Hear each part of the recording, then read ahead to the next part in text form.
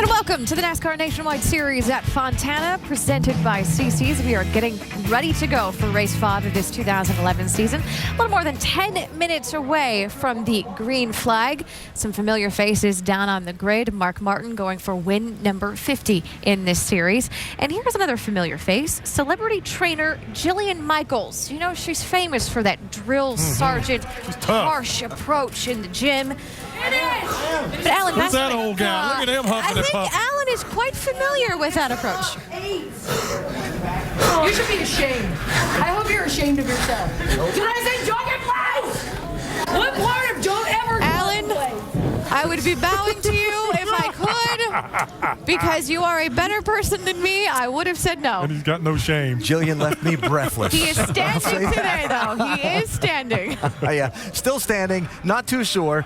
She did leave me breathless. It was a lot of fun. With Rusty Wallace and Andy Petrie ready for today's 300-mile race. That workout was stressful, and this can be a stressful race on the drivers and crew chiefs. Why? It really can, because, Alan, this is the very first time that this brand new design Nationwide car has been at this particular racetrack. Remember, folks, this is the new car. And in my mind, there are a lot of haves and have-nots. Some guys are good, some are bad. And you know what happens when that happens? You can get way, way behind, Andy, if your car's not right. Yeah, and if you do get behind, it can put a lot of stress on the crew chief to try to do some things to try to catch back up. I mean, he needs to try to adjust the car to get it faster. If that doesn't work, he's got to try some other strategy plays, maybe taking 2 tires under caution, or maybe trying to go for that fuel mileage gamble. So it puts a lot of stress on the crew chiefs, too. Because of the rules package the Nationwide Series uses, the engine's a little bit choked down on horsepower going through these big, wide corners. So momentum, the driver having to stay in the gas through the corners. Who does that make you think of?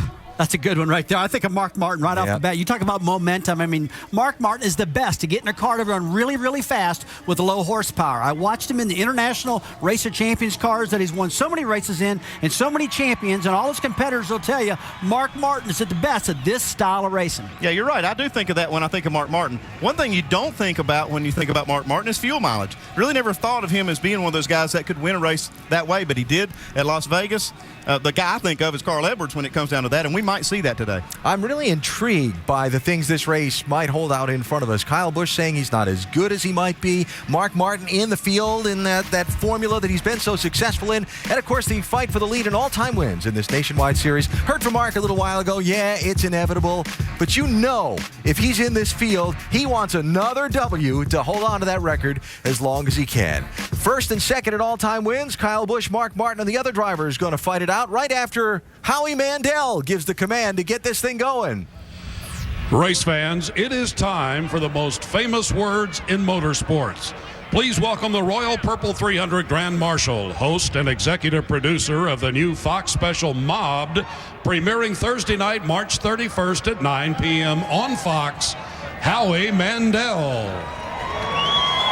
Drivers, start your engines.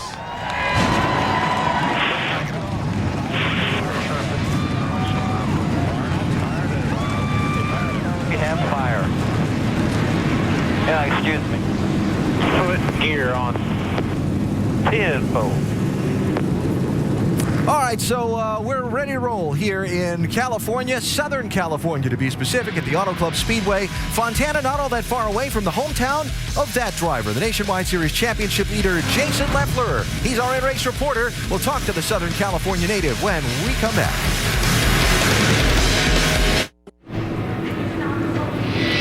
Get ready for the NASCAR Nationwide Series at California. Our coverage presented by CC's Pizza from the 2-mile Auto Club Speedway of Southern California field, rolling off the pit lane and on to the track to begin their parade and pace laps. Starting lineup across the top of the screen. We will go racing very shortly. Have 8 onboard high-definition cameras for you to help with our coverage of today's race. They should provide us some great looks and abilities to listen through the center of the corners on this big track, as these guys have to really keep their foot in the gas. Ricky Stenhouse Jr. with our Ford camera, Kyle Busch, the Z-Line Designs machine, Brad Keselowski, the American Tire Company camera, Reed Sorensen, the Nationwide Insurance cam, Justin Allgaier in the Brandt machine. Kevin Harvick's got the Chevrolet on board. Jason Leffler, the CC's Pizza camera, and Stephen Wallace with the 5-hour Energy camera. You'll get great rides around this track from all of those drivers throughout the day today. From pit road stories before we go racing today, we start with Shannon Spake. Hi, Shannon. Hey there. Success here at Auto Club Speedway can be summed up with 3 little words. Joe Gibbs Racing. The team has won the last 6 races with 3 different drivers. And of course, past winners Kyle Busch, Joey Logano in the field here today. While both crew chiefs told me they're still looking for a little bit of speed, Jason Ratcliffe, crew chief for Kyle Busch, told me, quote, "We'll be just fine." Mike? One team that certainly has a legitimate shot at knocking Joe Gibbs Racing off its pedestal has to be Roush Fenway Racing. After all, there was a period of time between 2004 and 2007 where they were the dominant organization here, collecting 6 nationwide series wins. One driver who gave them victory at this track, that would be Carl Edwards, and he may give them the best chance this afternoon as well. He comes in on a streak of 6 consecutive top 5s here, and of course he's on the pole. I spoke with him moments ago, asked him how good the race car was. He said it's real good, and Dr. Jerry Punch, it's not what he said, but how he said it. Lots of confidence in his voice. Exactly, Michael. You know, and long green flag runs here might turn this race into a fuel mileage contest. And the 2 keys there are how much gas your driver can save and how much gambling your crew chief wants to do. Now, we saw both extremes take place 3 weeks ago within the same team at Las Vegas. On that day, veteran Mark Martin stretched his final tank of fuel an extra 8 laps with the approval of his crew chief to win the race. Well, his young teammate, Reed Sorensen, had to pit 13 laps early because his crew chief was concerned about points. On that day, one strategy used to win the race and another used maybe to win a championship. Dave Burns. And Doc, when talking fuel mileage, race engineers like to use the phrase, how good are your reads? Did you read your fuel mileage data accurately enough to predict just how much Sunoco E15 racing fuel your car is consuming this weekend? That's valuable information for the end of the race and perhaps a winning strategy. But don't forget that new fueling system the guys have been struggling with this year. It's 5 races in, and they'd better have that down by now. Now, down on pit road, we have Mark Hollywood Armstrong joining us today as our over-the-wall reporter. Hollywood, you're a front tire changer by trade, but you're going to show us something to watch with these fuel guys today? Yes, sir, Dave. Thank you very much. Fans, one thing about this race, it normally presents itself with a lone green flag run. And it'll be during that round of pit stops that'll be very important for us to get as much as we can of this second can of fuel in. Something to watch for today on pit road will be how the teams change to help support the gas man to get the car full. And fans, it's going to be interesting. It's going to be exciting. And we're in Southern California, and you know they roll out the red carpet when you come here. And hey, we've got our own down here. Let's rock and roll, baby. Had to get your own red carpet, Hollywood. There you go. Good job. Be safe down there. Have a great race. We'll watch that exchange of fuel cans on the pit stops through the day. Something else we'll watch, mentioned it during Countdown, speeding penalties on pit road. Most in a race was in this race a year ago at this track. 12 of them, 10 of them speeding, exiting pit road. This is a really long pit road, guys. It's one of the longest in NASCAR. Because of that, you're kind of lured into just kind of speeding down pit road. But, Andy, a lot of the guys got busted on the exit of pit road here 12 times last year. Well, the reason they do is because there's so much to be lost. If you don't put your car speed right at the limit, you can lose a ton of time because of the length of pit roads. That's why you see so many people getting busted here. So we'll keep an eye on the pit road speeding penalties and see what the tally is at the end of the day. By the way, Kyle Busch got a pit road speeding penalty and came back and won the race here in California last year. Let's look at our Goodyear track facts as we get set to go racing today. 2-mile track. It'll be 150 laps to make up the 300-mile distance, give or take, green-white checkers at the end, which we have seen here before. And that pit window, that's going to vary during the day. Well, and especially this first run, Alan, because they're not allowed to refuel after qualifying, so they've got a few laps of that out of the tank. And they also have the warm-ups, and these laps they're running right now, and they don't count against the lap. So we'll see those first stops happening, sometime before lap 40, probably 37, 38 laps. And those first stops can be real important in my eyes, Andy. A lot of guys don't have these cars figured out yet. Remember, this is the new car at this racetrack the first time, and after the first run, 30 or 40 laps on the tires, they can really start working on the chassis, air pressure settings, wedge, track bar adjustments, whatever it's going to take to get this new car hooked up here in California. I am really intrigued about this race by conversations I had down in the garage area with teams this morning. Kyle Busch, right? Guys won 4 of the last 5 here. Yet his team didn't feel like they had their car maybe exactly where they want it. You look at it and say, yeah, okay, it's Kyle Busch. They'll be there at the end. But that does create opportunity for other people. It does, and it creates a challenge for Jason Radcliffe right here to get his car right. I expect him to be right up front. This is a difficult race surface to get a hold of. It's so bumpy. Even on the back straightaway, we'll see these cars bouncing like basketballs down the backstretch, and it really is hard to get a hold of. I'm sure they're going to get it, but it does. There's some guys that have already got a hold of the racetrack. Carl Edwards on the pole. Looks like he's chosen the outside for the start. You see Kevin Harvick up front. And that Carl Edwards is the other guy that intrigues me. This is a brand new car for this race team.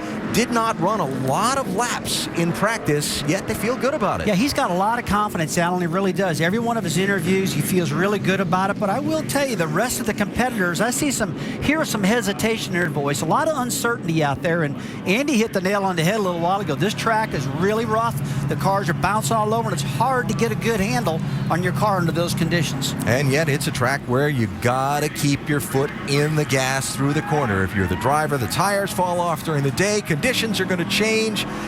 There's just a lot going on in this race that really has me intrigued, and it's going to be fun to find out who's going to win. So here they come, 43 drivers, 300 miles. Pace car is off. Molly Ringwald, who's going to wave the green flag when she gets that tap on the shoulder from the NASCAR official right now.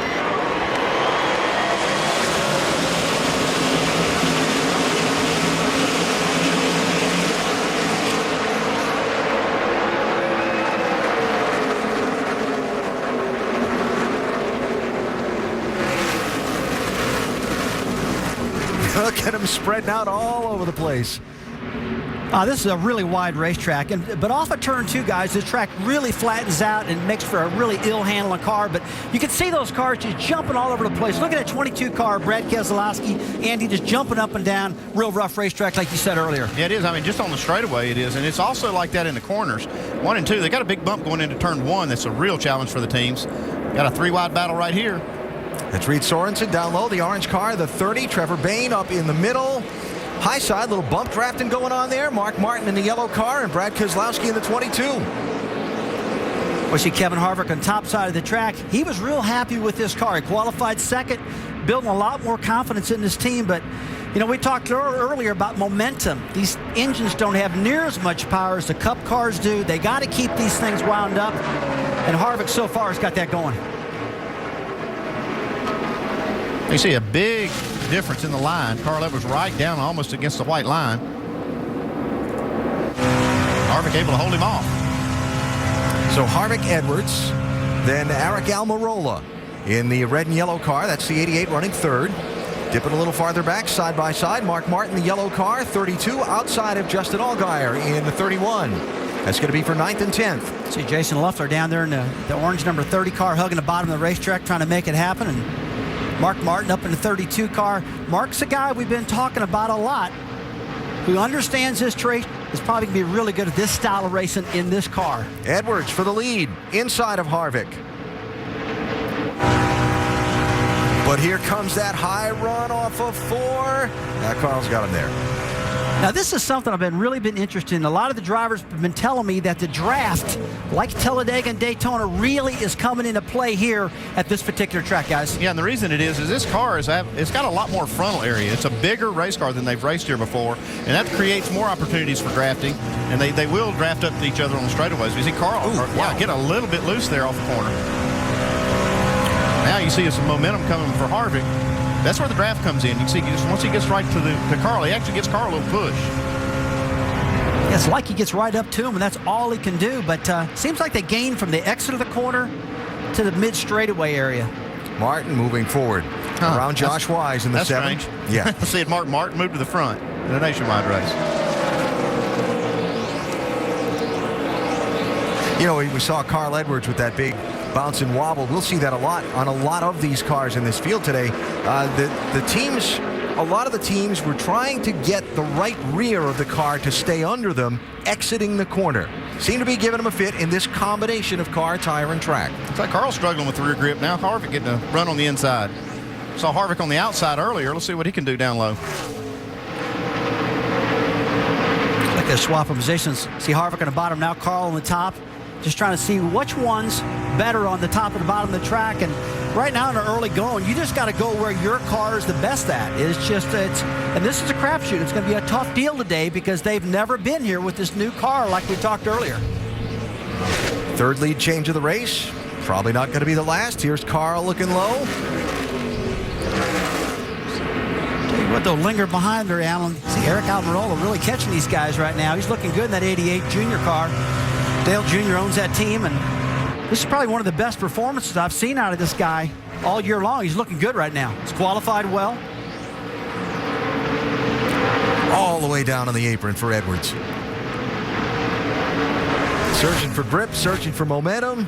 And when you're out there in this track, it just seems so wide. All the races I've ran here, and I've won one time here, I'll never forget it's a 2-mile track, a lot of mile per hour in the front straightaway, close to 200 miles per hour. And when you get down to the corner, you can run dead on the bottom or dead on the top, and it's like, Andy, the area in the middle of the track, there's not much grip there. Yeah, I don't understand that. You saw that right there. You could driven a truck between them in the middle of the corner because they were using these big, lane swings. See, Carl just not able to quite get clear of Harvick down the bottom. Looks like he's making a good charge this time. He drove that in deep, didn't he? Look at the difference in lines. You can put 4 cars between them. Caution.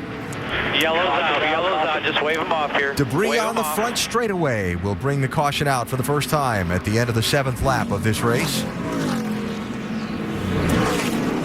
And so the field will slow to the pace speed of 60 miles an hour. There it is. Now that's a piece of caution, piece of debris you want the caution for. That's metal, that's aluminum, and that's something that can definitely blow a tire out, cause a big problem. And Andy, I got to believe that somebody has lost a tire or something to cause this problem. Yeah, I just kind of wonder where that came from.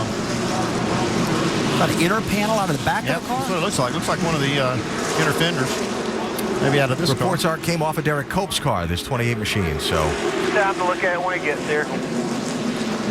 that's the reason for caution number 1 in this race. We're going to lose a lap. Oh, yeah, right rear tire. There we go. Shannon?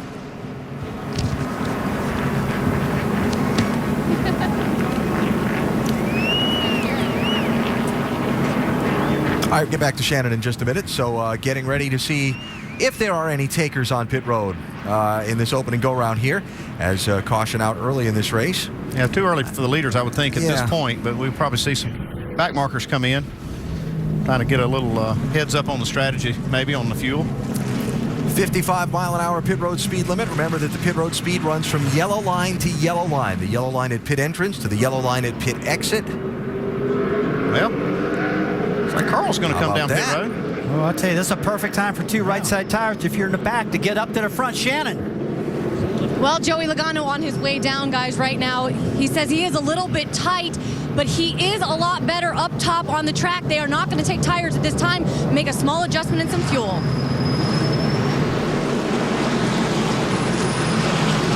Raising the hood on Logano's. We see him raising the front end up. It's like the splitter's bottoming out. Andy, they got to get that front of their car. Take a half round out of the left rear. Yeah, they're putting some rounds in the front and then taking some out of the rear. And the reason they do that is to try to raise that front end up. What's going on there? Timmy Hill missed his pit stall. Dave? Yeah, he had no speed going down the front straightaway, loose off, no side or forward bite. He said, just fill me up with fuel. Let's make a wedge adjustment to see if I can get some speed back in this race car. Had about 15 cars did not pit under the caution.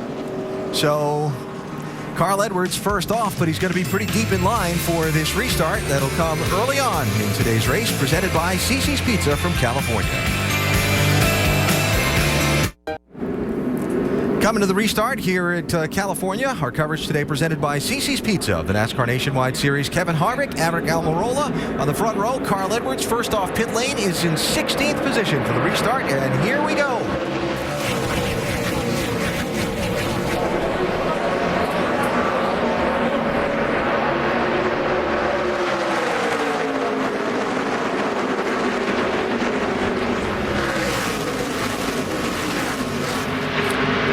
It looked to me like that 88 car spun the tires for a second on that inside line. One going around. 03 car, Alex Kennedy. Oh, yeah. Looks like he gathered back up and no caution flag. We're still under green right now. These guys just kept getting it on up in the front of the pack. It did slow up a bit. Yeah, you were talking about the 88 car spinning the tires on the start. It looked like he spun the tires for a second, but then he got hooked up and got going and just went right by Harvick. Look at this. That's for 8th, 9th, and 10th spots. I'll tell you what, guys, Andy was talking a little while ago, and I got to agree with him. I just wonder if that was a wrong decision for Carl Edwards to hit pit road. And it's like the rest of them did what he did. They just hit down pit road. And yeah, he brought a bunch of people with him, but I just don't think that was a good. I don't agree with the strategy there to come in and just get fuel, because later when these cars, the only way that pays off is if you run a long green flag run and they start making pit stops, but then you have to pit when they do, or you'll lose too much time on tires. So I just don't know that was the right call. I like the call of staying out like Harvick did. Well, he's going to find out how good his car is coming back through the field anyway. Well, yeah, he will know that. Because he will come back to the front. I know that's really reaching for the optimistic side of it, but you know. Hey, look, guys, the early signs of this race really shows that, in my opinion, that Kevin Harvick has really got this thing going. He's on the top side of turn 2. Really rocking and rolling right now. I mean, his lap times are definitely the fastest of anybody out there. Well, he just blew right by Almirola. Look at the cars just hopping over that bump at the end of the back straightaway. I just really like watching these guys on the top side of the track. Look up to 11 car, Brian Scott. I mean, these engines are so much freer. They really get running on the top side. Looked like I got 100 more horsepower. Hey, Mike, what's a 60 car saying? Well, he's pretty happy with the race car, but there was some concern before the race began. I spoke with his crew chief, Mike Beam, and he was just looking at the sky, looking at the cloud cover and saying, wow, I really thought the sun was going to come out. He was counting on that because he figured the track would get a little bit slicker and the car would get a little bit more free. Instead, he was a little bit concerned the car was too tight. So in addition to just taking fuel that last time down, they also made a track bar adjustment, just trying to free the car up so it wasn't too tight over a long run. Maybe that's why he made the pit stop, is just to make a chassis adjustment early here to see how that works. Edwards restarted 16th, was up to 8th, now taking another spot, make that 7th as he goes by Brian Scott in the 11. Hey, guys, just amazing. I tell him that I think it's a wrong call, and he just proves us all wrong, just comes rocketing through the field. He does it every time, but he said earlier he likes this track. His car is one of the best out here. Very, very confident going into this race, Carl Edwards was. Looking back at the 20 car, Joey Logano, one of the guys we expected to be up front. He's not up front, Shannon. Yeah, and actually this is what the guys pulled out of the left side of that nose. Joey Logano came down pit road, said that he felt something strange obviously happening with his car. They took a look at it, diagnosed it. There was a hole in the nose. He ran over this on the track. So you guys take a look at his car. There is some tape there. Obviously started all the way back in the back of the field, but he's slowly starting to move his way back right now. Logano back in 29th position. Worst finish here, 6th in all of his Nationwide Series races. Got some work to do to get there. Here's his teammate Kyle Busch doing a little work to get second spot. Yeah, what Shannon says makes sense now with Logano saying the problems he had. Just kind of slow, not enough grip. I mean, that could just be the hole in the nose causing some of that. You know, talking about trying to get the cars handling, well, we watched Kyle Busch in 18 car. I mean, he struggled with this car in practice and worked really hard, and now he's up to second position. See Brad Keselowski up there working that top lane. These guys are all bottled up right here. Carl Edwards, Mark Martin, Brad Keselowski. There's Ricky Stenhouse. Probably the tightest running group right here, right now. Edwards continuing to march forward. From that onboard looked like Mark was going to be a whole lot closer to him than he was. Yeah, he's working that middle lane we were talking about, that no man's land that we saw earlier. He's the one that's trying that lane out now. Looks like it's working. Whoa. You know, Andy, you watch this new car run around the track, see it bounce, and that splitter in the very front. I mean, that thing is so critical. Everybody's always talking about it. Some of the guys are grinding it off. Some of the guys have got spare splitters behind the pit boxes. Yeah, this track here, by being so bumpy, it makes it really hard to get that thing set right without having it grind off. And it has been a challenge for the teams. And if it grinds off, the only thing you do is change it under caution or something, right? Oh, yeah, it kills you, too. Yeah, they lean on that splitter for all the front downforce. Splitter's made out of like a plastic material. A lot of times we'll see some guys smoking out there and we'll go, what's wrong? And it's a splitter hitting the track. You saw Carl Edwards go right by Mark Martin, but now Mark's staying with him pretty well. I just wonder if maybe Mark learned something from Carl when he passed him. Tell you what, if I was any driver, I'd be looking at Mark Martin and Carl Edwards going, what are they doing? I'm just going to follow and learn for a little bit and try to tutor myself something for later in this race. 6 laps from 16th to 4th for Carl Edwards after the pit stop. But he finds himself 3 seconds behind the guy he was in front of at the caution flag. Kevin Harvick, the double 3, is out in front here at California, presented by Cece's Pizza.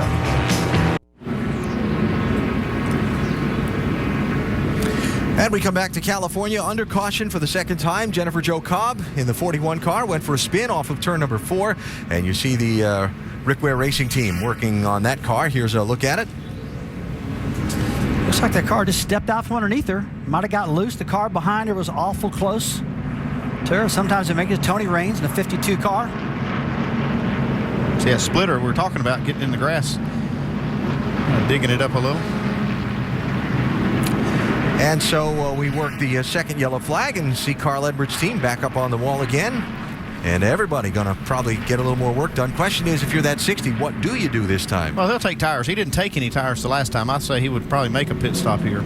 And this is a good time now for the guys kind of mid-pack to take 2 tires, get some track position. And this is an opportunity because it's a fairly short run that they've made, 19 laps on tires so far. Not all of that's under green, so it would be an opportunity.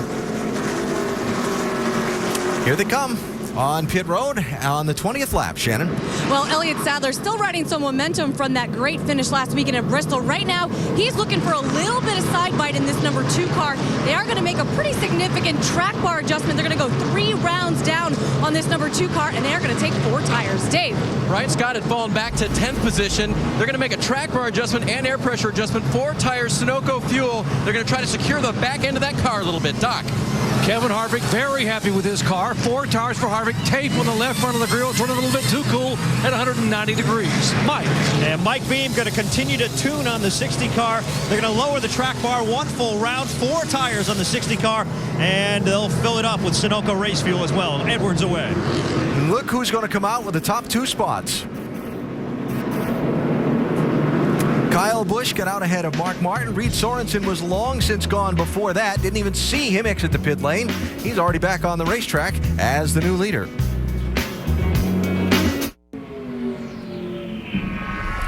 The NASCAR Nationwide Series on the West Coast this week in Fontana, just east of that Hollywood famous sign. Going racing in the early laps of today's 300-miler at the Auto Club Speedway of Southern California. Had a couple of spins, had a couple of bumps, no crashes so far. Under caution for the second time in this race and still working that yellow flag. Our aerial coverage today is brought to you by Goodyear, the official tire of NASCAR. Everything we've learned making tires for one of racing's most grueling proving grounds inspires what we roll into yours. Goodyear, more driven. Been talking about the bumps in the track, the splitter on the new Nationwide Series car, and trying to make those 2 work together. Tim Brewer in our Craftsman Tech Garage can give us a little show and tell. Tim? Thanks, Alan. One of the most important aspects of racing is aerodynamics. Getting the splitter as close as you can to the ground makes the car run extremely fast, especially at this racetrack. But this is the installed height of a spring once you put it in the car. But when it's going down a straightaway under downforce and through the corners, it's riding like this. That's the reason the cars are bumping around. That's the reason this splitter has to be extremely tough. It's made out of Tegris. It's a polyplastic. Look at these holes right here. That's actually shot with a 357 Magnum. I've always told Rusty, these things are tough. They're bulletproof, but sometimes, AB, when they hit the ground, they're not race car proof. Guys? All right, Tim, thanks. And certainly get a workout here in California today. Getting ready to go back racing in another lap. I want to remind you that tomorrow, the Sprint Cup Series is going to run here in California. NASCAR now has pre-race coverage for you, 11 a.m. Eastern Time here on ESPN2. And then it is the season opener for the Eyes on IndyCar Series. The Honda Grand Prix of St. Petersburg. Will Power on the pole. Dario Franchitti will share the front row. Double file restarts for the first time in the IndyCar Series. Tomorrow, ABC at 12:30 Eastern. Drag racing, the SummitRacing.com NHRA Nationals qualifying is tonight at 7 Eastern ESPN2. The finals Sunday at 4:30 Eastern ESPN2. And then the Nationwide Series after next weekend off. Races on a Friday night. That's different this year. Under the lights in Texas. April 8th, 8 Eastern Time on ESPN2. That's the motorsports calendar. Reed Sorensen was the first one off pit road. Shannon, what'd they do? Well, he opted to take fuel only and a slight adjustment, no tires. And Alan, that's part of their strategy. He told his crew chief, do not leave me old tires for the end of this race. I need to have fresh tires. So you take a look. He has 4 sets left down here, 3 stickers, 1 scuff, and it's all part of strategy towards the end of this race. Well, you know, this track is tire sensitive. And if you have an extra set of tires at the end of the race, it can pay off. Oh, yeah, but another thing I wouldn't want to do, though, is get too far behind because this is such a big track. Yeah, now. I mean, I'd want to get up front as much as I possibly could. Don't get hung in the back. One car did not pit. The yellow car on the inside, the 39. That's the race leader. That's Charles Lewandowski, 25-year-old from Stafford Springs, Connecticut. He's inside of Sorensen as we restart and on older tires.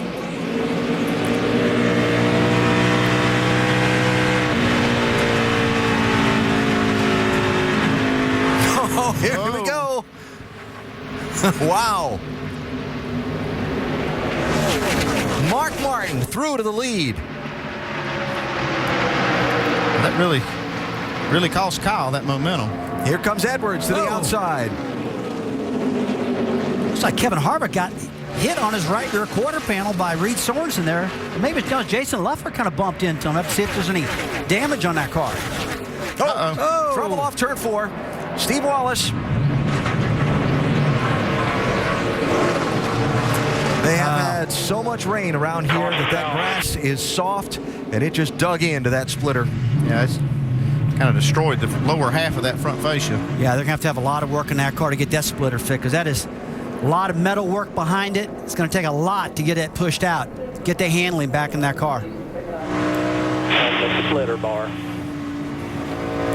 Yeah, a little frustration behind the wheel. Steve was running 14th at the time. What happened?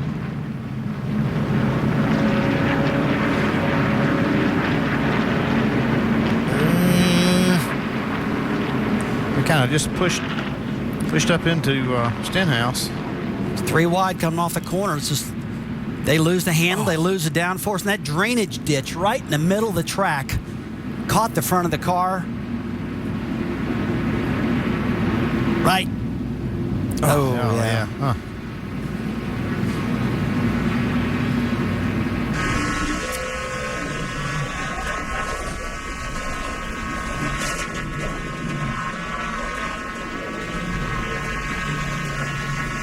Caution's out.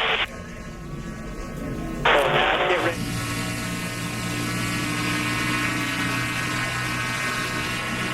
Top of 3, we should start rolling, spinning inside of you. Keep coming, no caution. Keep coming.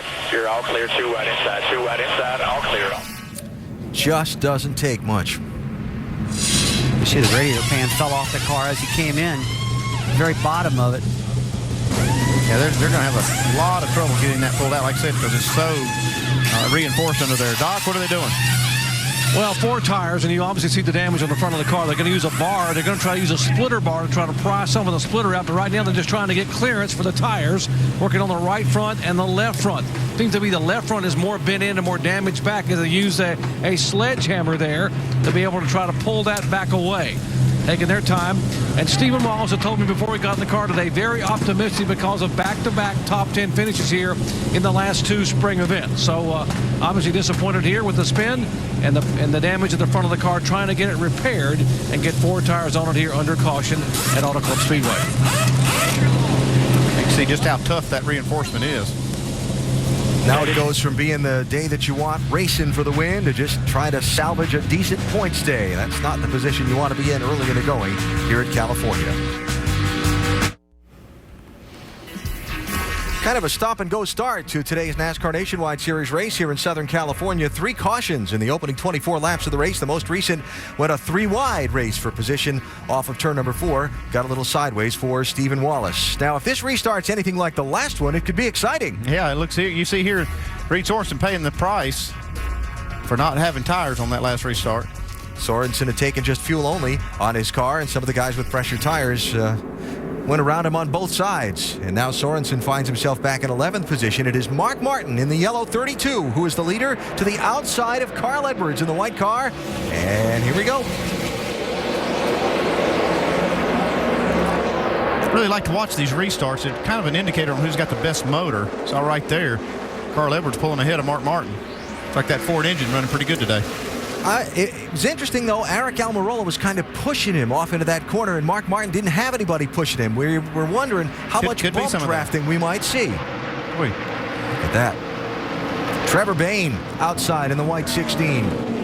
See just how rough it is. And through the middle, Kevin Harvick. The center part of the racetrack is what we're real concerned about. I mean, this racetrack, you're carrying so much speed in the center of the corner. You got to get down there and hook the bottom of the track or really carry a lot of momentum to the top side. And the center part of the track is really where you don't want to be. I think that drafting thing, Alan, is really big. I saw Mark Martin make a big move to the outside just so he could get out in line with the rest of the cars. Kind of left Harvick hung down on the bottom. Kind of see it right here, how they close up on the straightaway, just using that draft. Challenge there on Harvick. Trevor Bayne to his inside. Here comes Kyle Busch to the bottom. Talked about Kyle Busch, how he struggled in practice. Qualified pretty good, but really struggled. Work harder than we've ever seen him work on a car. But these pit stops have really helped to get this car hooked back up and get it where he wants it. And you talked about during Countdown, Rusty, about, oh, look at that move. The feedback Kyle gives to his team in a situation where you're in the race and your car isn't handling the way that you want it to. That's when it becomes so critical for that driver to help his team make the car better. Oh, absolutely. There's a lot of good crew people to support Kyle, but he is incredible about just pointing him in the right direction and not taking no for an answer and saying, this is what I want. This is the corner where the problem is. Fix this corner. And that is great feedback for a crew chief, I would think. He's absolutely the best at that, and it does make the job of the crew chief a lot easier when you got a driver that's really directing you, to where you need to go, where the weaknesses are. And Kyle is so talented, he can find those weaknesses before a lot of drivers do.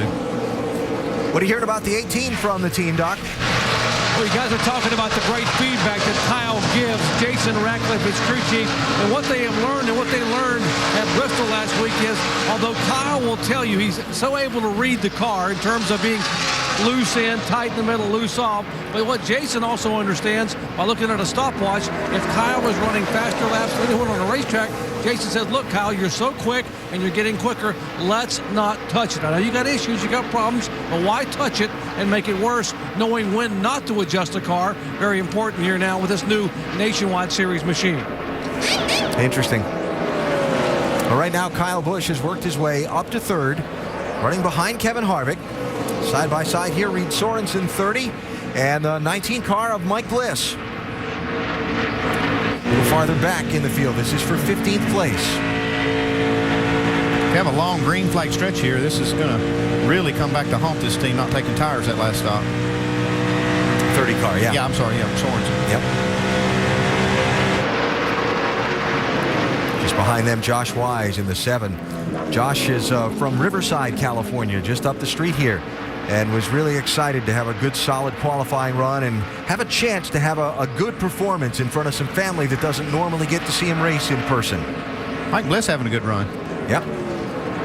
Yeah, Mike in the 19 car, he's really shown a lot of improvement with this team. It looks like it's getting better and better. There's Harvick again on the top side of that track. Loves it up there. You know, guys, one thing I've been noticing, that these black strips on this track, the tar marks where the banking angles come together, and it looks like it's getting, more pronounced as the years go on. And some of the drivers have told me when they touch that, it really upsets the car. They try to straddle that or else run above it. One of the things we talked about, how stressful this track can be on a driver and an engine, is how much time the driver has to stay in the throttle. Listen to Kyle Busch as he goes through turns 1 and 2.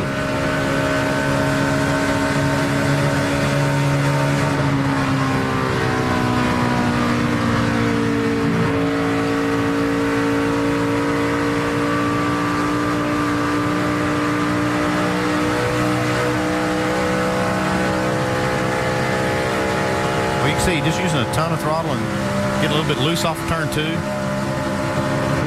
look up ahead, you see Harvick. He's actually running Carl Edwards down now. Yeah, this racetrack is so big. As a driver, you're out there, it's a 2-mile track, and you drive it off in the corner, and when you finally clear cars after a restart, it just feels gigantic out there. Yep. You're picking the throttle up, and the car is either pushing for a long time or loose for a long time.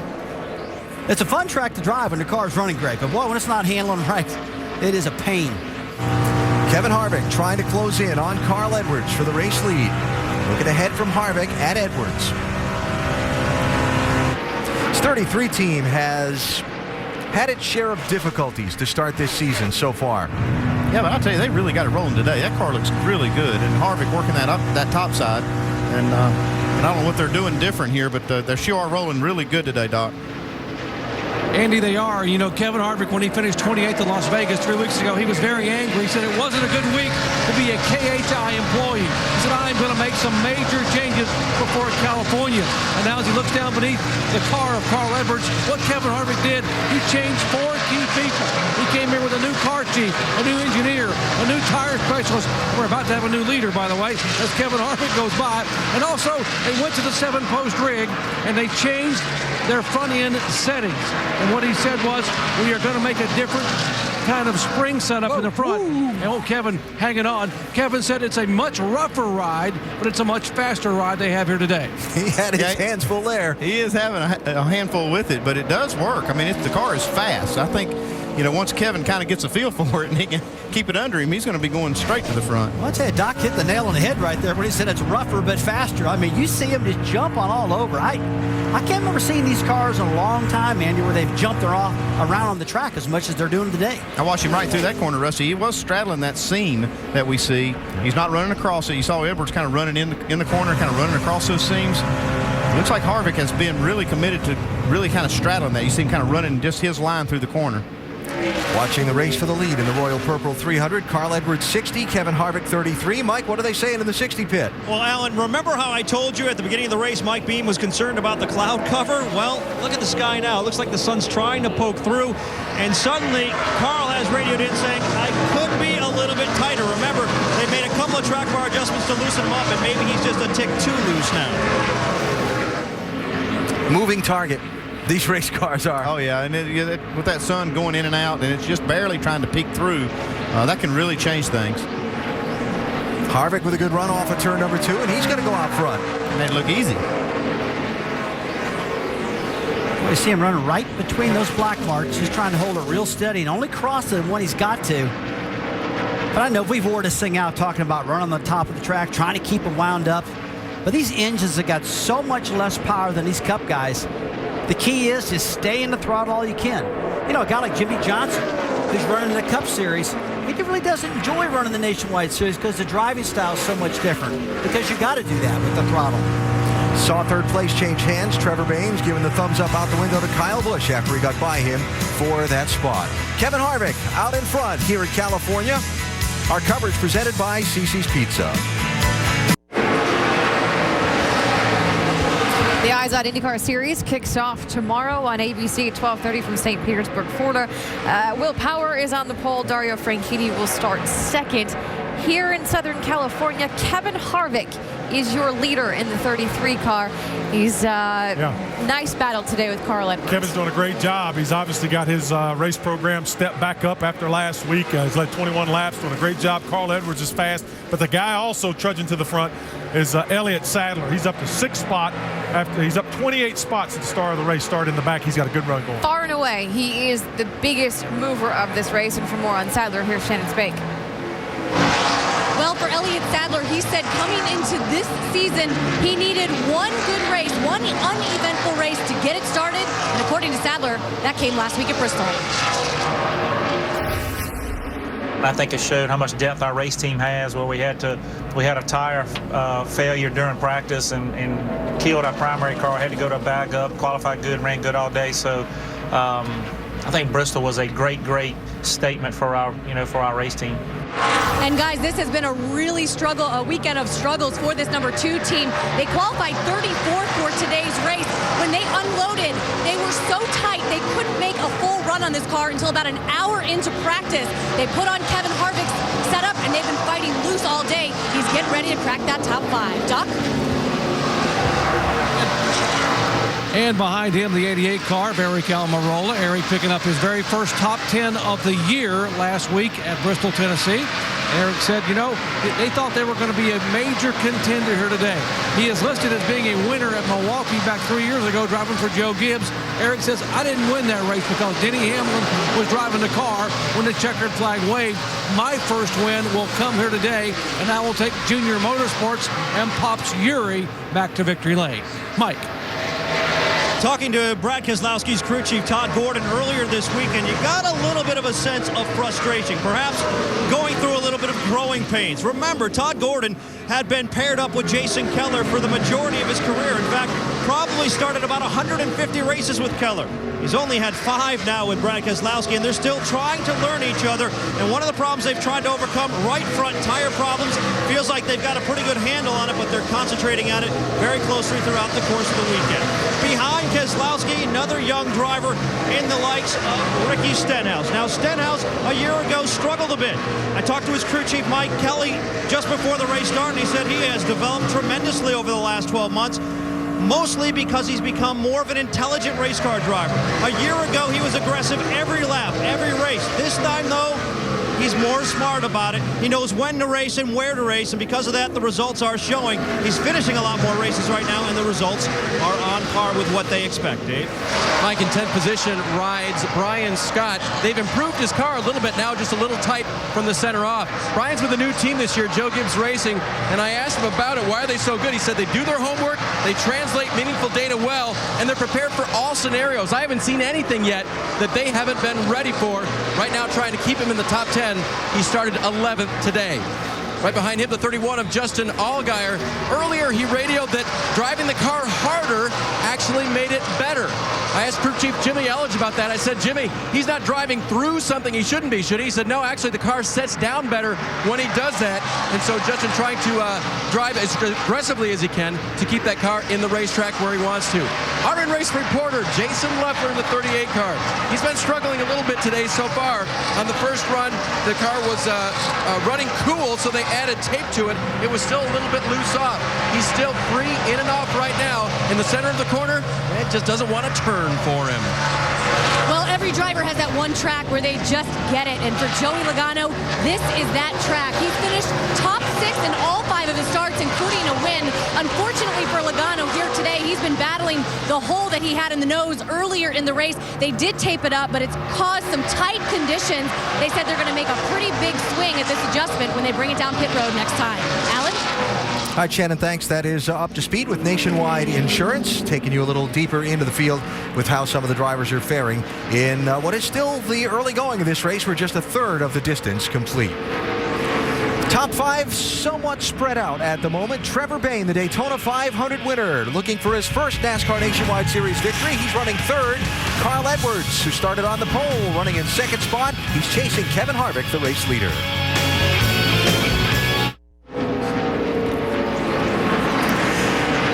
NASCAR Nationwide Series Royal Purple 300 from California, coming your way live on ESPN. Make sure to go to NASCAR.com for all your latest NASCAR information. Looking at the race leader, Kevin Harvick, who just became the 3rd driver in the NASCAR Nationwide Series to reach 7,000 laps led. The other 2, Mark Martin and Kyle Busch. It is Harvick out in front of Carl Edwards by just under 2 seconds at this point, approaching another set of pit stops. Now, the aforementioned Kyle Busch is running in 3rd. He took that spot away from Trevor Bayne just a minute ago. And then Kyle mentioned his car maybe not being as good as he'd like it to be and what kind of feedback he gives his team. Well, this was Kyle's radio a few minutes ago. Try to get more out of the car going down to the bottom of the racetrack. I'm getting loose. Center exit over all the seams. It's just the seams that are messing me up. After he said that, he started running a different line. We see this. He's running extremely high now, all the way against the wall. And that's what I love about Kyle Busch. They haven't touched this race car. They haven't been down pit road. They haven't had to do anything to it. He changed his line now, and I've watched this monitor for the last 5 laps in a row. He's the fastest car on the racetrack. So he knows the bumpiness is a problem. The seams are a real problem for him. He's trying to negotiate that. He's probably one of the highest running tracks on top of the racetrack, the groove he's running I'm talking about, than any car out there right now. He's about a foot off the wall trying to clear that seam, so he's got just good grip on this car. But that's a pretty treacherous area to be running that high. Yeah, you can't do that. You can't run that lane until Well, you know, some cars clean it off. We saw it just a little bit ago right here. Kyle was the one that cleaned it off. We'll see the one that's going to clean it off. Watch all the dust and dirt fly from underneath this car when it gets high up there. Look at that. Now he's got it cleaned off and he's going to the front. That last lap, 0.3 faster than the leader, Kyle Busch was, Doc. Exactly. We saw this scenario in both races here a year ago, Alan. Kyle Busch didn't lead the most laps of either race, but he won them both. He spent most of those races searching for a better place to run. Again, last year, worried about how bad the seams were upsetting his car. And last fall here, guess what?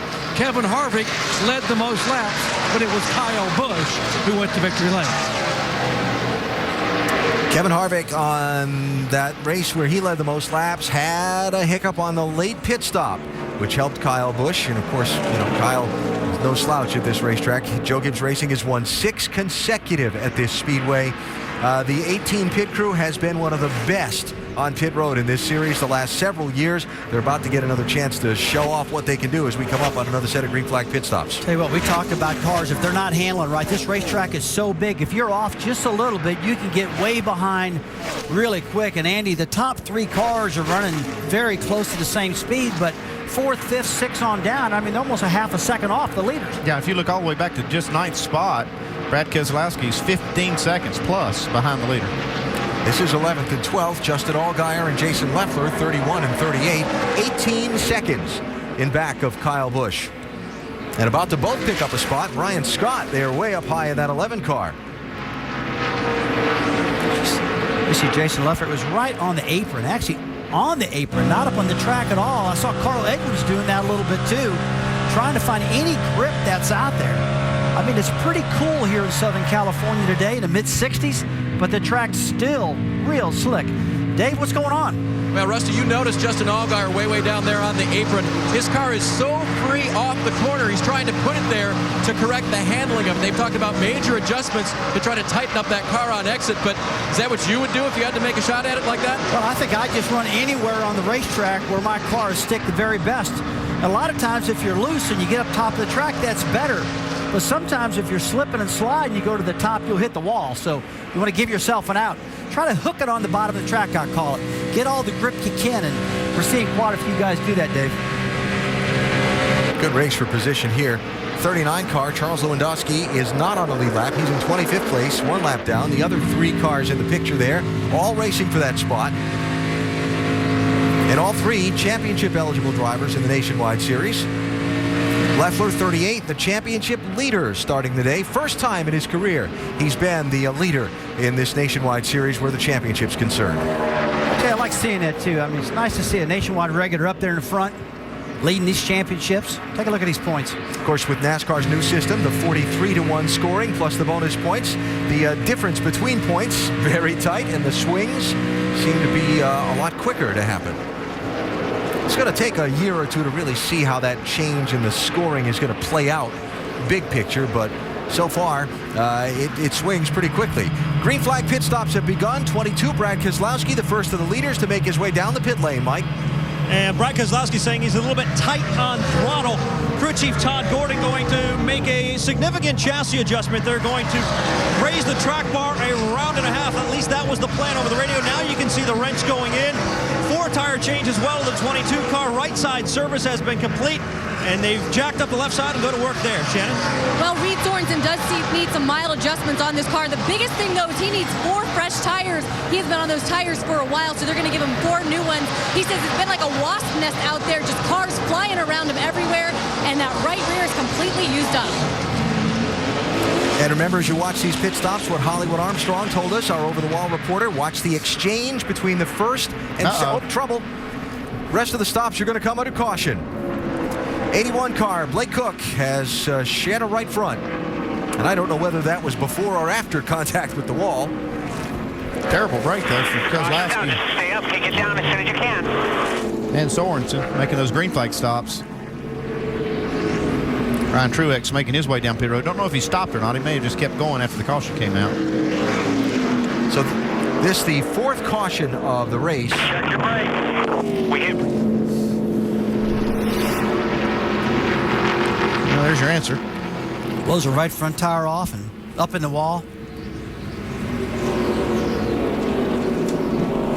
Goodyear tires are pretty doggone durable, too. I haven't seen anybody blistering tires or eating up the inside edges like we see at some other racetracks. Just must have ran over a piece of debris and caused that one. Is the wheel straight or not? The wheel is straight. I push the brake and it shifts to the left.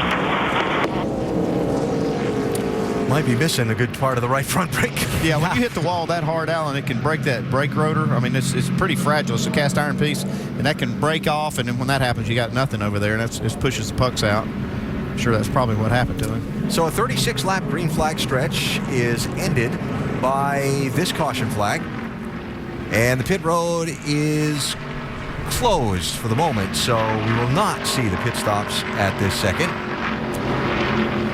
Doc, what are they talking about with Kevin Harvick? Remember we talked about how important fuel mileage is at the top of the show today. Well, they really don't have a lot of numbers yet on this new car in the tank and the E15 fuel they've got. They're a little concerned about how far they can go. Harvick was going to pit last time when the caution came out. Now the pits are closed, and Harvick is down on the flat part of the racetrack trying to conserve fuel. Concerned that he may, hopefully, be able to make it to the open of pits. If not, he's going to have to come down pit road with a closed pit road. Very close on fuel for the 33 and maybe the 18 of Kyle Busch as well. Okay, he's doing what he's got to do. He would run 5 or 6 laps, and 4 of them, you'd be 2/10 quicker than him, and then all of a sudden he would hit the line and pop one off 1/10 quicker than us. So that's about the way it was shaking out. Crew Chief David Hyder talking to Kevin about how he compared with the guys that were chasing him. You might wonder why these guys run on the apron when they're low on fuel. That pickup for the fuel system is in an extreme right rear corner of the car. And when they're on the banking, that fuel runs away from it. So as a driver, the only thing you can do is get the car flat where you can get some fuel back to it like Kevin's doing right now. Now you can also see the 18 car right there weaving back and forth to get that fuel over to that pickup. Dave? And guys, Jason Leffler has reported, and he's very close on fuel too. The one thing that they reminded him was to keep the revs up when he's on pit road if the motor is faltering. Why does that help? Well, it just keeps that fuel pump spinning, Dave. You know, it gets that pickup, the fuel pickup into the carburetor quicker. You know, it's kind of hard to do though when it's running out of fuel, and it's just hard to keep the RPMs up. We'll see. I mean, I'm sure everybody's hoping that pit road's going to open this time. It is. Pit road will be open here, so we'll see everybody come down under caution. This will be the second full set of pit stops on the day. We had about half the field pit earlier as well. So Harvick leading Edwards, Busch, Bain, and Elliott Sadler up to 5th. Shannon, here comes Sadler. That's right, and Elliott Sadler, he gives up 5th. He started 34th here today, guys. He needs a little bit more grip when he gets back on that throttle and needs to be a little freer through the turns. They're going to make some adjustments on this 2-car. Dave? Jason Leffler gives up 9th to pit. The car was loose off and tight in the middle. They're going to work on the loose off with the track bar adjustment. Car is still under fire right now, so Jason appears to have enough fuel to get this pit stop done. Doc? RCR Budweiser Cup crew pitting Kevin Harvick. A little bit loose air pressure change. Take some tape off the grill. Mike.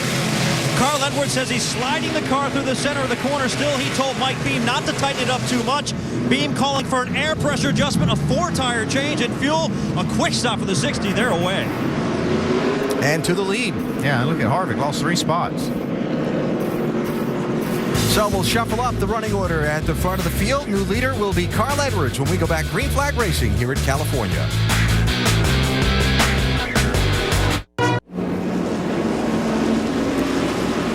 Aerial coverage today brought to you by Goodyear, the official tire of NASCAR. Everything we've learned making tires for one of racing's most grueling proving grounds inspires what we roll into yours. Goodyear, more driven. A lap from the restart here at California today. The NCAA Division I Women's Basketball Championship continues on ESPN and ESPN2 tonight with the Spokane Regional Semifinals. First on ESPN, 9 Eastern, Gonzaga takes on Louisville. Then on ESPN2 at 11:30 Eastern, it's North Carolina facing Stanford. It's the NCAA Division I Women's Basketball Championship presented by Capital One on ESPN and ESPN2 Saturday. ESPN, the exclusive home of the NCAA Women's Championship. So after the caution flag that came out just as a series of green flag pit stops was beginning, we're going to have 19 cars on the lead lap.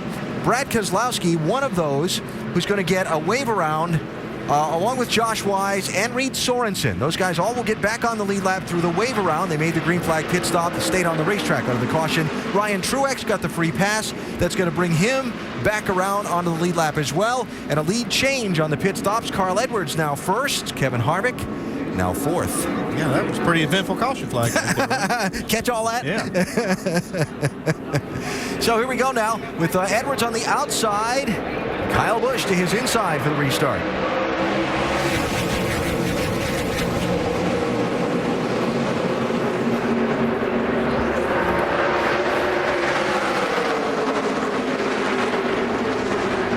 Kevin Harvick looking outside. Got a big run. And Kyle Busch has got the lead.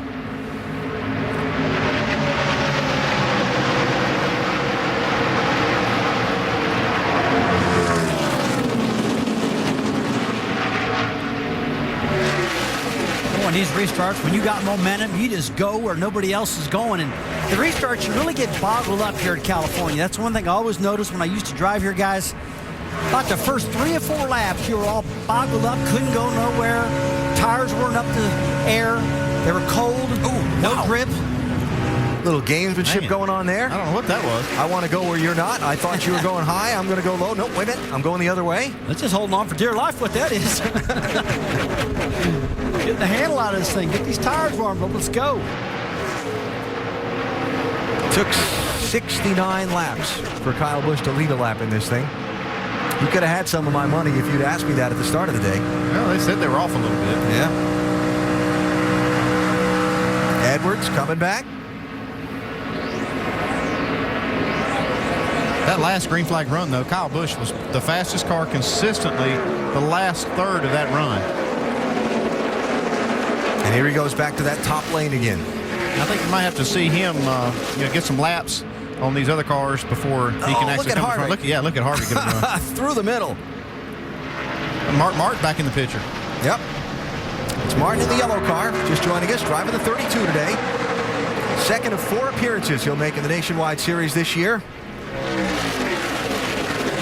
Great racing right here. Yeah. See, Edwards trying to use that draft off of Stephen Wallace. Stephen involved in a spin back at lap 24 that did some pretty significant damage to the nose of that 66 car. That has left him a little bit off the pace here. See Mark Martin in the center there. I mean, Mark has been up in top 5 pretty well all day long here. I'm really impressed how Mark runs this racetrack. I think about him running Michigan and California, and these are 2 of his strongest tracks, how he drives it. That momentum we talked about with no horsepower in the hood of his cars, probably one of the best at doing it. Been pretty happy with his car the whole time he's been here. Didn't practice a lot because he said he had a car that he felt like was good enough to win. Yeah, he won Las Vegas, and we're thinking, hey, man, he was fast at Vegas, but he wasn't happy of the speed of that car. He told us all that right now, this is the best he's been. Mike, it looks like he's looking good right now. Yeah, he is looking good. And as you mentioned, he wasn't happy with that car in Las Vegas. Neither was his crew chief, Trent Owens. Speaking with him yesterday afternoon, he said, we need to be better than we were in Las Vegas. Martin feels that that is the case, but believe me, to give you a little perspective, how good Mark Martin is, well, I had a conversation with him this morning, and you know how a lot of the drivers are complaining about the bumps on the racetrack? Well, I asked Mark about the bumps on the racetrack. He just shrugged his shoulders and said, no big deal. You know, there's a lot of things you can change and a lot you can't. You can't change the bump at the racetrack. You can't change the weather. And you just better keep driving these babies and figuring it out. And that's what Mark's doing. Mark Martin has won for 6 different teams in the Nationwide Series. Turner Motorsports being the most recent of them. Joey Logano a little farther back, 20. Eric Almirola, 88. Elliott Sadler, too. Remember, Logano coming back from picking up a piece of debris in the nose of that car earlier in the race. He was way deep in the field, coming back to the front. I started to say, we haven't talked about Logano, but here he is now. He's got that thing going. Got it hooked back up. It's up to 7th. What about Elliott Sadler, Shannon? Well, Alan, Elliott Sadler came down on that last pit stop. He was running 5th. He came out 9th, and the reason is because his crew chief told him to wait on fuel. They took a little bit longer to get all of the fuel in that car because he says he wants to be able to make it on just one more stop. It's really been an issue this year, this new refueling system. They've eliminated the catch can man, and that new system is really tricky. And we saw on that last set of pit stops 2 or 3 different exchange techniques from that one fuel can to the other. Yeah, a lot of teams are experimenting with what's the best way to fuel the car and get all the other work done, like making chassis adjustments and that sort of thing. So we'll see a lot of different things that people will experiment with. This is just good racing. It's great. Look at this. All over the racetrack. This is for second place, by the way. Carl Edwards not even in the picture. He's checked out a little bit. Kyle Busch, 18. Harvick, 33. Martin, 32. And the 2 young Roush drivers, Stenhouse in the 6 and Bain in the 16. You talk about Stenhouse. I think if anybody has had a huge comeback from last year, it's got to be Stenhouse. Had a lot of problems early. Really, really nervous he was going to lose this ride. Wrecked a lot. And it's like a switch went off, and all that went away. And he's like, hey, I'm in the club now. And he's driving like a veteran driver. He's doing a great job. Had a frustrating race last week at Bristol. Had the car that looked like it could run with Kyle Busch. Made a green flag pit stop. Then the caution came out before Kyle pitted. Set him back.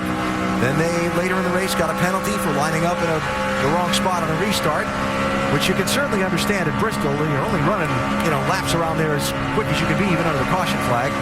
That green flag penalty set them back again, and they left with a very frustrating result. Well, look at him go here. After having a car they thought they could win the race. Now look at this. Wow. Look at Kyle get this huge run. Look at that. I mean, you talk about momentum. Stenhouse sailed that baby down in there. And it was like Kyle had 1,000 horsepower right there. And Kyle saw it coming and picked that throttle up and drove past him again. Talking about getting bottled up in the center of the corner I was talking about, Andy. When you really get slowed down, there's a classic example of it. I just started to say, look at Stenhouse just pass on Kyle Busch and blow his doors off. Looked like he had to check up just a little bit off the corner, and that just killed the momentum. And we saw Mark Martin on the very bottom of the track and Kyle Busch on the very top of the track. And I tell you, that's a sucker hole in the center. When you see that center open up, as a driver, you want to sail it down in there. Sometimes you pay, and that's what just happened to Stenhouse. They're going to have some company here in a minute with this Elliott Sadler. That's Timmy Hill's car off the pace on the right of your screen. Carl Edwards has opened up a 1 1/3 second lead on second place in that Grace race for the runner-up spot here in California. Coverage presented by CC's Pizza. Tomorrow on ABC, we kick off the 2011 IZOD IndyCar Series season. It is the Honda Grand Prix of St. Petersburg, 12:30 Eastern on ABC. Danica Patrick will be in that field, of course, after running in the Nationwide Series to start off the season. Meanwhile, back here in Southern California, Carl Edwards leads the way in this Nationwide Series race, making his 200th consecutive start. Our 5-hour energy rapid recap, getting us caught up in what's happened so far. Bumpy racing really all day long. Yeah, crew chiefs have had their hands full adjusting these cars. This racetrack had a lot of bumps on it, particularly down in turn 1. Bump runs all the way up to the wall. It is bouncing hard off of that splitter, so you really got to be adjustable. Elliott Sadler has had an interesting day. His day started off in qualifying. Yeah, that's a wreck. Yeah, that one gets your attention. In qualifying, had a tough time there. He started 34th, but he is far and away the biggest mover in this field, up 27 spots. He's currently running in 7th. But the other interesting thing, strategy on these pit stops. Keep in mind, there is a new refueling system. Keep your eye on that tire carrier. He drops the tire off. Going to swing around the car. He's going to take over for the fuel man. That is for Elliott Sadler's car. But take a look at what else happens on this car. This is Jason Leffler. The tire carrier goes over, drops off the tire. Leffler, though, needs an adjustment. Yeah. Tire carrier makes the adjustment, then grabs another can. That's exactly right. And this is where my old ex-NBA buddies could come into hand right here. Nice, tall guy is what you need for your gas, man. He can reach over and grab that can very, very easily. I mean, you can just go on down there and do it yourself. Nice 7-footer. Possibly. I like it right here better with you, though. Dave, what do you got? Hey, Nicole, those guys were fast, too, on that pit stop. Really fast. In fact, they picked up Jason 4 spots on pit road. He went from 10th to 6th. Unfortunately, he's fallen back to 10th with a car that has tightened up from the adjustment. But these guys are Hendrick Motorsports development guys. Actually, they pit Jimmy Johnson's car on Sunday. So I guess you can call them development guys in the sense that they come over here on Saturday. They're hired by Turner to pit the car. Chad Knaus may decide to put different combinations out there, try some new guys, but they're doing very well for Jason Leffler and getting some reps before Sunday. Got a challenge for the lead. Kevin Harvick has run down Carl Edwards. Back straight away. He's going to take a try at having that number 1 spot again. Remember, Harvick lost 3 positions, was the leader going down pit road at that last caution flag. Whoa! The sun's coming out, and this track's starting to slicken up a little bit. Yeah, it's definitely changed. Last time by, Kevin Harvick was over 0.2 of a second faster than Edwards and 0.3 of a second faster than Ricky Stenhouse Jr. So I think this hot track is starting to tend to Harvick's driving style. Yeah, you see how the track temp has come up. You work, you close in on a guy, you run him down from 2 seconds behind him, you get to his bumper. The minute you change your line to try and take the lead from him, the car gets half sideways on you, and now you find yourself again trying to close in on him again. Oh, yeah. I mean, look at his third place right here. What a frustrating Kyle thing. Busch gets back Stenhouse. It's been a fun race. You know, this is the way it's developed over these runs, these long green flag runs. You got some cars like Carl Edwards jump out there to the lead. Then you got Harvick running back down. And then in the real long runs, we've seen Kyle Busch have the fastest car. Joe Gibbs Racing on a streak of 6 consecutive Nationwide Series wins at this racetrack. Roush Fenway Racing owned this racetrack when it first opened in '97. Stenhouse, Edwards, Bain all running well today. Well, the Roush boys are going to have some company because this car right here, this 2-car Sadler, he's been coming to the front all day long.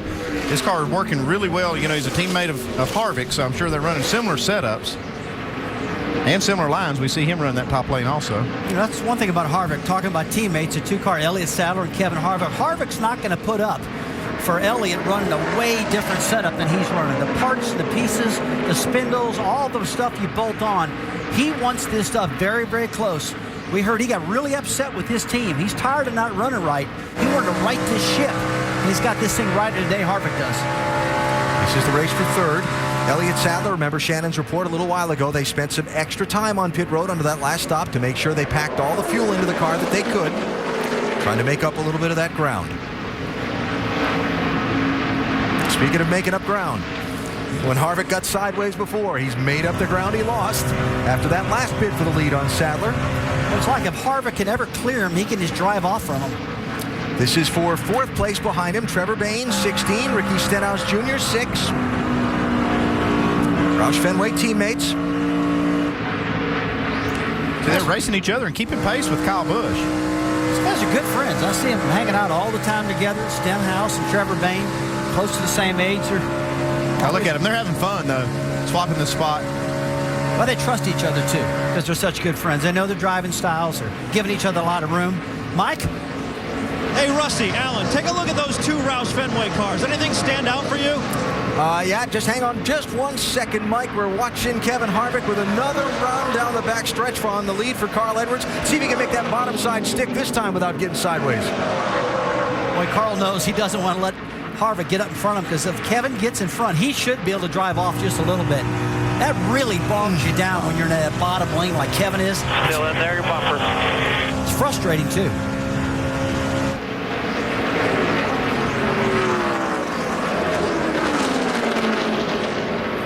All right, regroup.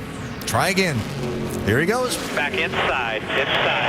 Good run this time. Oh, maybe. Maybe. Yeah, there we go. That works right now, but I bet you on the last lap that wouldn't work. But Carl would have. Hit your mark. Look at that. Okay, let's see how this car works. Harvick's now, since he's got this clean air. He's out front.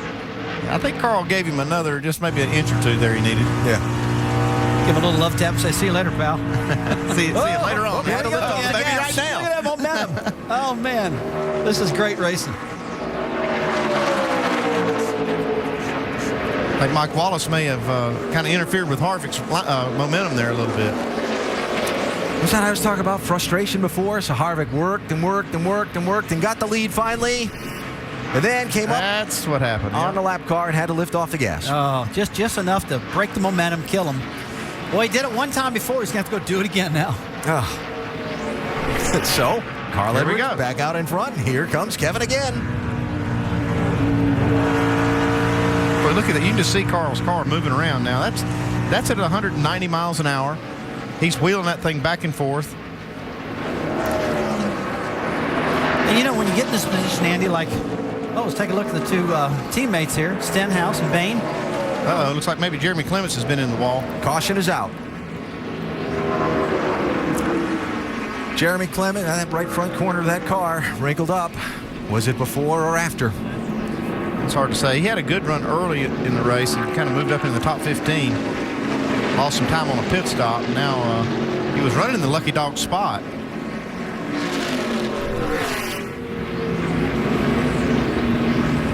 Those two guys are racing for the lucky dog, Michael and that Oakley car. Looks like maybe he did have a tire go down. Yeah, loses a tire. Yeah, these two cars had been racing for that lucky dog spot. Oh, man, that was a hard lick, too. It's a small team. They really can't afford, fixing cars like this, and had a great run going. That's too bad. Andy, one thing I saw before we went to that replay, there was a lot of metal bumper parts flying off this car all over the racetrack now. NASCAR's going to have to do a good job and get that cleaned up because a lot of metal out there. So Clements, the 26-year-old from Spartanburg. That's an axle. Look at that. Rear axle came right out of the right rear of the car. Cow. That's a good catch, Alan. I call it a bumper bar. It's a bumper bar with splines in each end of it. Yeah, right? well, see right here, when it flies out, what happened right there, Alan, is when the impact with the wall probably broke that axle cap. It's an aluminum cap that holds that axle in. Must have broken the bolts that hold it in, and then just free to fly out of there. Yeah, you can see the cap is gone. That can be trouble. So he doesn't know it yet. He's getting ready to take off, and he's going to say, hey, something else is wrong, guys. Yeah. There he goes. Oh, axle's gone. Yeah, I think they just figured it out. So caution out for the 5th time in this race. And gives the crew chief something to ponder here as we have 57, there'll be 56 laps to go. That's outside of a fuel window. Yeah, and you saw Mike Beam. He looked like he was trying to figure out what to do. And what the problem he has is he's got a great car in a short run, but then Carvick's able to run him back down. So what do I do? Do I adjust that, or do I count on having a short run at the end of the race? It's kind of a dilemma for a crew chief. That's why they get the big bucks. Yeah, that's it. Isn't that right, Rusty? And there's David That's Hyder. exactly right. He's the crew chief for Harvick. Figure it out. Well, Hyder, he got hollered at last week by Kevin Harvick. Yeah, Harvick's like, get this car handled. Yeah, you got to have thick skin to work for Harvick. I'm going to tell you. Second gear, 4,400, 2 lights at the line, 2 lights. He's going to tell it like it is. All right, last time Kevin Harvick came down as the leader, went out 4th. This time Harvick will come in 2nd. Behind Carl Edwards. And here comes Elliott Sadler. He'll be the first to hit his pitch, Shannon. And Elliott Sadler gives up 5th right now, guys. He says he's loose. He cannot get aggressive on that throttle, so they're going to try to tighten him up with some air pressure. Also add some tape to the nose.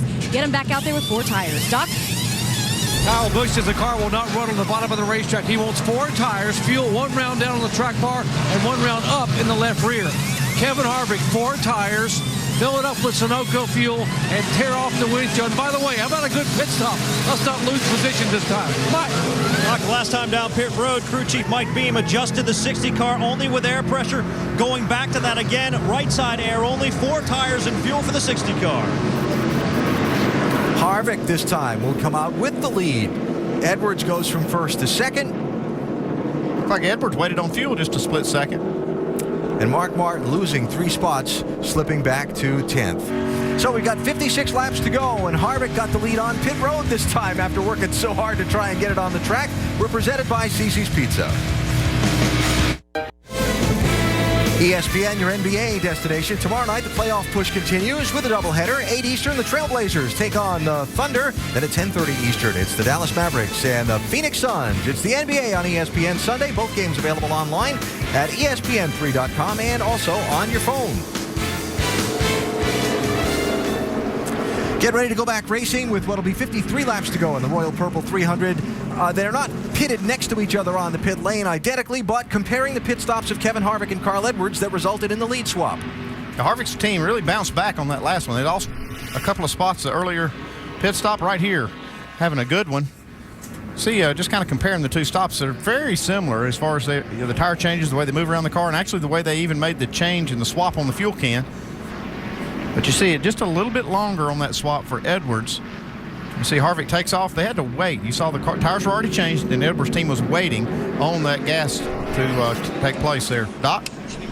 And Andy, David Hyder, the crew chief for Kevin Harvick, said, we didn't wait on fuel because we had to stop one more time. We wanted to get Kevin back out front in clean air. Our car's been so good, but he's had to punish the car to try to get by the 60 car of Edwards. So let him wait on fuel. We got to make one more pit stop. We just wanted to be first off pit road, which is exactly what they did. Yeah, so they actually probably didn't get the car completely full of fuel. Yeah, you see that gas guy shaking his head like it's full. I didn't see any of that out of Harvick's car this time, so Probably lacking a little bit of fuel. Not much. It's pretty good. Yeah, we'll see how it plays out. Michael Annett got the free pass. He's the 19th car on the lead lap. Kevin LePage, Timmy Hill, and Blake Cook got wave arounds, green flags, quick move to the inside. Kyle Busch 3 wide for the race lead. Teammate drops down with him, Joey Logano. We've seen that draft really kind of take effect on these restarts. Look at that. Man. Wow, look at Edwards' hands inside that 60 car. He was busy, but stayed in the gas. Get a shove from Harvick.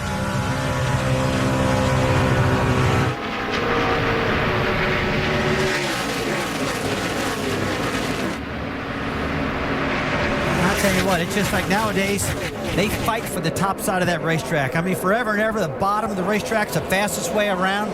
But nowadays, with these cars, there's just no grip down there. And it's like a dogfight to get to the top of the track. Edwards moving low, trying to take Kyle Busch's line away. So Stenhouse coming. There's Harvick. This racetrack opened up in 1997, and as it has aged, yes, the pavement has picked up some bumps along the way, but that pavement giving up some grip. Yeah, look at Stenhouse. Look at Stenhouse. Man, going to the point. I mean, he's rolling. This pavement giving up some grip has changed this from a racetrack where everybody ran right around that white line on the bottom to where they run all over the place looking for some grip. And the last couple of years of racing here have been just fun. This is a great one so far. It's definitely got better, that's for sure. Some drivers out there, some of them are going, hey, I like this bumpy track. A lot of them are saying, it's about time for a little repavement, I think. But racetracks don't like to hear that, especially the owners. And truthfully, the kind of racing I've seen here the last few years, I don't want to hear it either. Yeah, no, I don't. In my opinion. And you hear about Daytona. Before they paved Daytona, a lot of guys didn't want to pave that. Yeah. But we saw a whale of a race down there. Look at this. Look at Keselowski. He was almost clipping the grass down there inside 3 and 4, looking for some grip in that 22 car. He's done a great job today because he lost a lap when they pitted under green and the caution came out. They got the wave around. Now they've moved their way back up inside the top 6. Chipping away at it. Now he's going to try the top side. Bain, 16. Almirola, 88. Allgaier, 31. Jason Leffler in that race as well. This is for 9th place on back. You see Almirola there in that 88 car. He's had a fast car ever since he unloaded this Dale Earnhardt Jr. car this week. He struggled a little bit this year, but he's really got this thing a lot better now. And every pit stop I see this car is getting faster and handling better. He's another team that's worked on it throughout the day. This car's starting to come around and get the best it's been.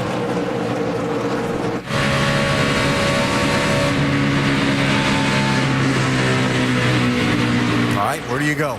What's that you call it? The sucker hole? It is a sucker hole. I mean, it makes you want to bomb down in there, but by the time you get in the center of that corner, you're carrying too much speed, and sometimes it just doesn't handle. We saw that earlier with Kyle Busch and Stenhouse.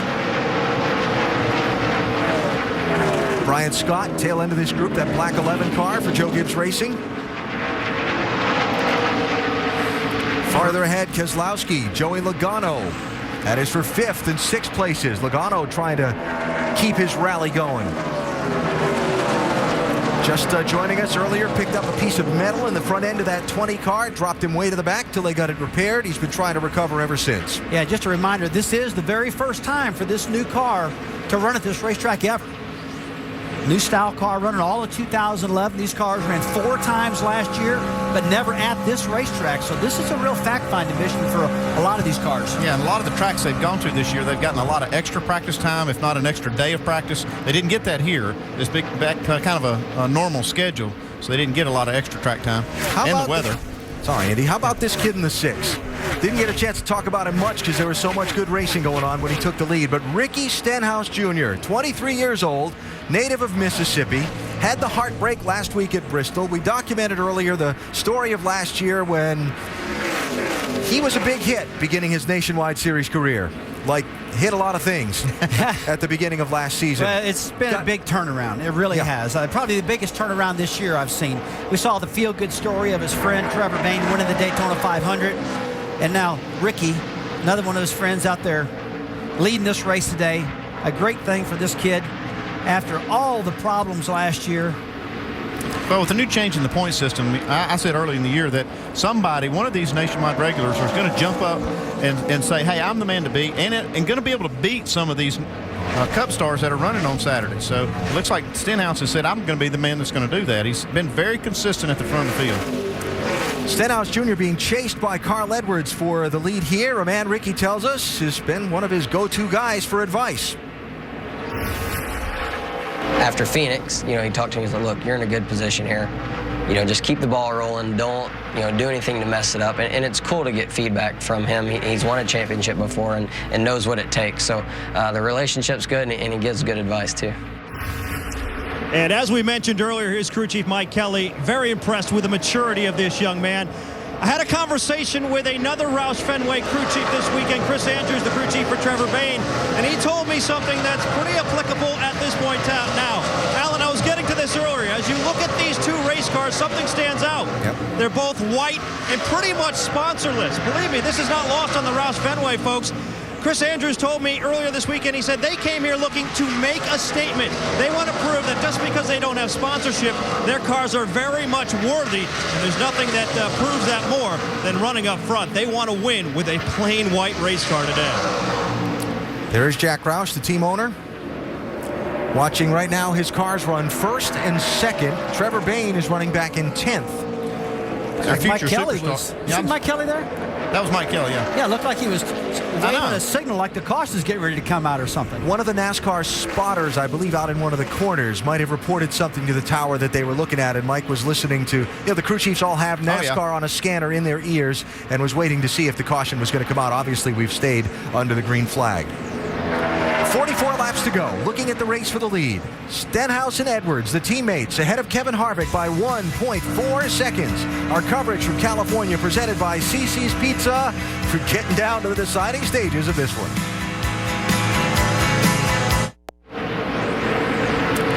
It's the Royal Purple 300 from Auto Club Speedway of Southern California. Make sure to go to NASCAR.com for all your latest NASCAR information. ESPN's live coverage of Race 5 of the Nationwide Series. And there is a new leader. Carl Edwards is back out in front of this race. Show you the pass in a minute. Challenge for second spot just behind him as well as Kevin Harvick begins to work on Ricky Stenhouse Jr. for that runner-up position. I just started to say, look, Harvick's really coming on now late in this run. He ran down Stenhouse and just blew right around him on the outside. Now he's got Carl Edwards in his gun sights. Well, it makes you wonder if Carl Edwards didn't make a little change. We saw Mike Dean there kind of contemplating what they were going to do on that stop. And after Harvick was kind of running them down quickly early in the run, maybe they did make a change, and we'll see. Here's how the lead changed hands a couple laps ago. Stenhouse up off of turn number 4 behind a lap car. Didn't look like the lap car was much of a factor. No. And Edwards got the good run off the corner, and then watch this. Yo! Looks like the handle on Ricky's car is starting to go away just a little bit. Yeah. A little loose. We saw that rear end kind of hung out off of turn 4 a little while ago. He's kind of holding on to that baby for dear life. So here we go again. Just like in the last long run, Kevin Harvick behind Carl Edwards. Closes in, closes in, closes in, closes in, closes in. What did it take him? Like 3 tries to try and get around him, and each time he did, something happened that put him back behind Carl. Then he ended up having to get the lead on a pit stop. But this one's working out just the same as the last run. You see Harvick at this point of the run is running him down. And we saw the last really long run we had where Kyle Busch was then the fastest car. So we'll see how this one develops. It looks very similar. Yeah, I keep looking at the lap times right now in a situation like this. Last time by, Carl Edwards ran a 42.70 compared to Kevin Harvick's 42.35. So Harvick's 3.5 tenths of a second faster. That's a lot of speed.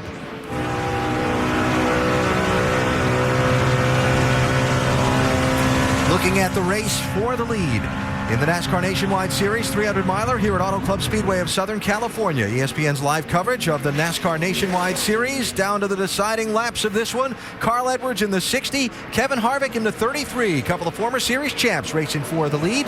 Fastest lap of the day so far has been turned by Ricky Stenhouse Jr., who is the top running championship eligible driver in the Nationwide Series. But right now, it is those 2 former series champs who've distanced themselves a little bit from Stenhouse in 3rd, Edwards and Harvick repeating a pattern we saw earlier in the race. Well, one thing I noticed, you see Harvick kind of run down Edwards right there. The bad thing about this is that Edwards is running Kevin's line.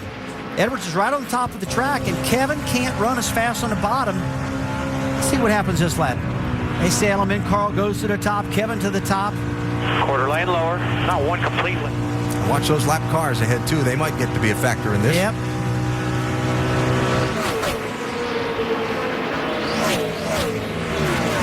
Harvick leads that one. Oh, there we go. And we'll clear him. Harvick got a little draft. Yeah, it looks like he used the draft off Stevens' car to get by. Yeah, Stevens' car's kind of tore up with that front end all messed up, and Harvick used the draft off it and slot right past him. Shot right past him. Did I say slot past him? That is the 10th time today that Harvick and Edwards have changed the lead officially at the start-finish line. Been a good race. Look at this back in traffic. Kenny Wallace, 09. Josh Wise, 7. And Reed Sorensen in 30. It's going to be for 14th, 15th, and 16th spots on the lead lap. Kenny Wallace trying to keep a little early season run of solid results going. Shannon? That's right, Alan. It's all about being conservative for this team. Kenny Wallace said this is the year he, quote, wants to get his dignity back. He wants to prove that he's better than where he's finished over the past 3 seasons. And so far this year it has been very good. He currently ranks 7th in the points. This team is very proactive for Kenny Wallace. I ran into him in the garage yesterday. He had a huge smile on his face. He told me, I feel like we have a top 15 car here this weekend. Well, Shannon, I'll tell you what, he can drive the car. I put him in a 3rd car at Gateway Speedway last year, and he just flat flew. He ran top 5, top 10 all day long. He left with his head really high, and a lot of people took notice. Look at Keselowski all the way down on the apron there in 3 and 4. He's going to hit a motorhome down there if he's not careful. This is trying to get around Joey Logano for 6th position, and they are 8.5 seconds behind the leader, Kevin Harvick. 33 to go. Still got another round of pit stops to come, and those have changed the lead at times throughout this race, too. Don't go away. Harvick and Edwards out in front for now. Coverage presented by CC's Pizza. From the stars of Hollywood to the stars of this nationwide series, it has been a bumpy day. Cars searching all over the track to find that fast. Yeah, these cars have been bouncing around all day. We've seen some great racing though on a race that historically gets spread out. Guys have been racing really hard. Elliott Sadler, one of the guys, doing a great job today. He started 34th. He's currently running 5th. Guess what? That's 29 spots. And Kevin Harvick, really, really good on the long runs. Yeah, Kevin Harvick's been outstanding on the long runs, as well as Ricky Stenhouse Jr., who's had a heck of a run today. That normal guy, Kyle Busch, and Carl Edwards in the mix. Aerial coverage brought to you by Goodyear, the official tire of NASCAR. Everything we've learned making tires from one of racing's most grueling proving grounds inspires what we roll into yours. Goodyear, more driven. Doc, what do you got? Well, all the leaders are going to make one more stop for fuel. They're all about 10 or 12 laps short on fuel. Now, you got to figure now they would come down pit road and only need 1 can. That's the case for Kevin Harvick. And you would think, well, 1 can of fuel, that'll be 2 right side tires. But David Hyder has said, no, I don't want to put 2 tires on this car because we have been so good and so balanced with 4 tires. I don't want to change it up and take a chance. Remember, we have a cup crew fitting the car, and we can take 4 tires in less than 14 seconds. So let's check in with Mike on Carl Edwards. Mike? Doc, it's easy to speculate that could be the same plan for the 60 car. They've done 4 tire changes all throughout the afternoon, haven't done a 2 tire change yet, so it doesn't mean they won't go with 2 tires, but if they did, they wouldn't know how the car would react. So I would anticipate them falling in line with the 33. As for fuel, I would expect they'd come in about, I don't know, let's say about 20 laps or so, Shannon. Well, Mike, on the start of this run, Ernie Koch told Elliott Sadler to conserve some fuel. He said, if we stay green, I want to have you come down and only have to put 1 can of fuel in that car. So that's what he's been doing this entire run. I did check in with Ernie Koch. It sounds like lap 139 is when they'll probably come down, and right now they are thinking 2 tires. Alan? All right, Shannon, thanks. Been sitting up here looking at the overall picture of this race as we have that 1 stop yet to go. Some things we've talked about during the day. Pit road speeding penalties. Haven't had any so far today.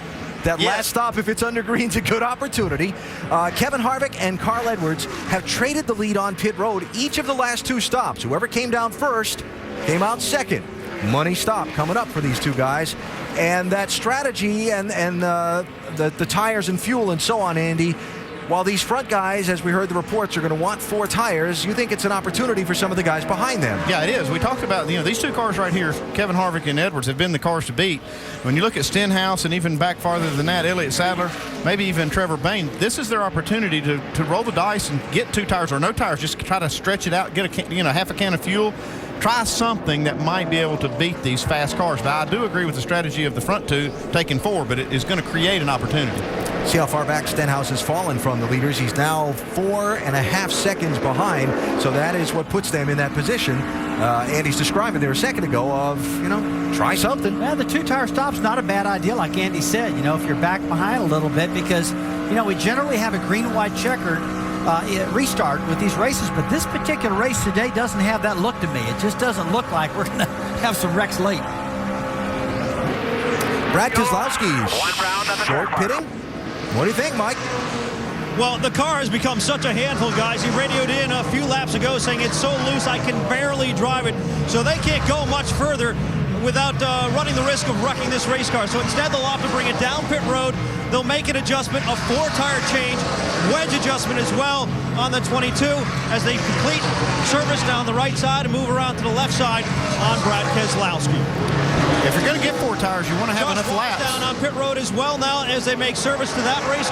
A couple others. Mike Bliss is on pit road, as is the 52 of Tony Raines, while Kevin Harvick stays about 1.4 seconds ahead of Carl Edwards. Doc?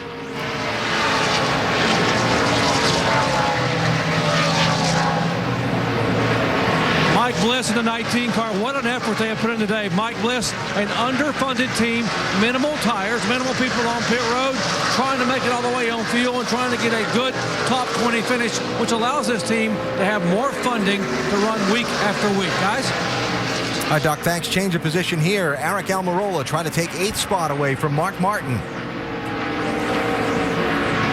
The way the point system is this year with Harvick and Edwards, Kyle Busch, the Cup guys not getting points for racing today, it's not like if they make the wrong decision, it's going to kill them into points. These guys are just going for the win. If they make a mistake, hey, they made a mistake. This is the way they're looking at it.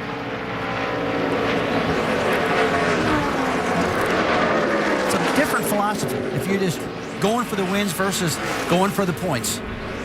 Now, somebody else I want to talk about, because Joe Gibbs Racing, winners of the last 6 straight Nationwide Series races here at this track. Kyle Busch, winner of 4 of the last 5.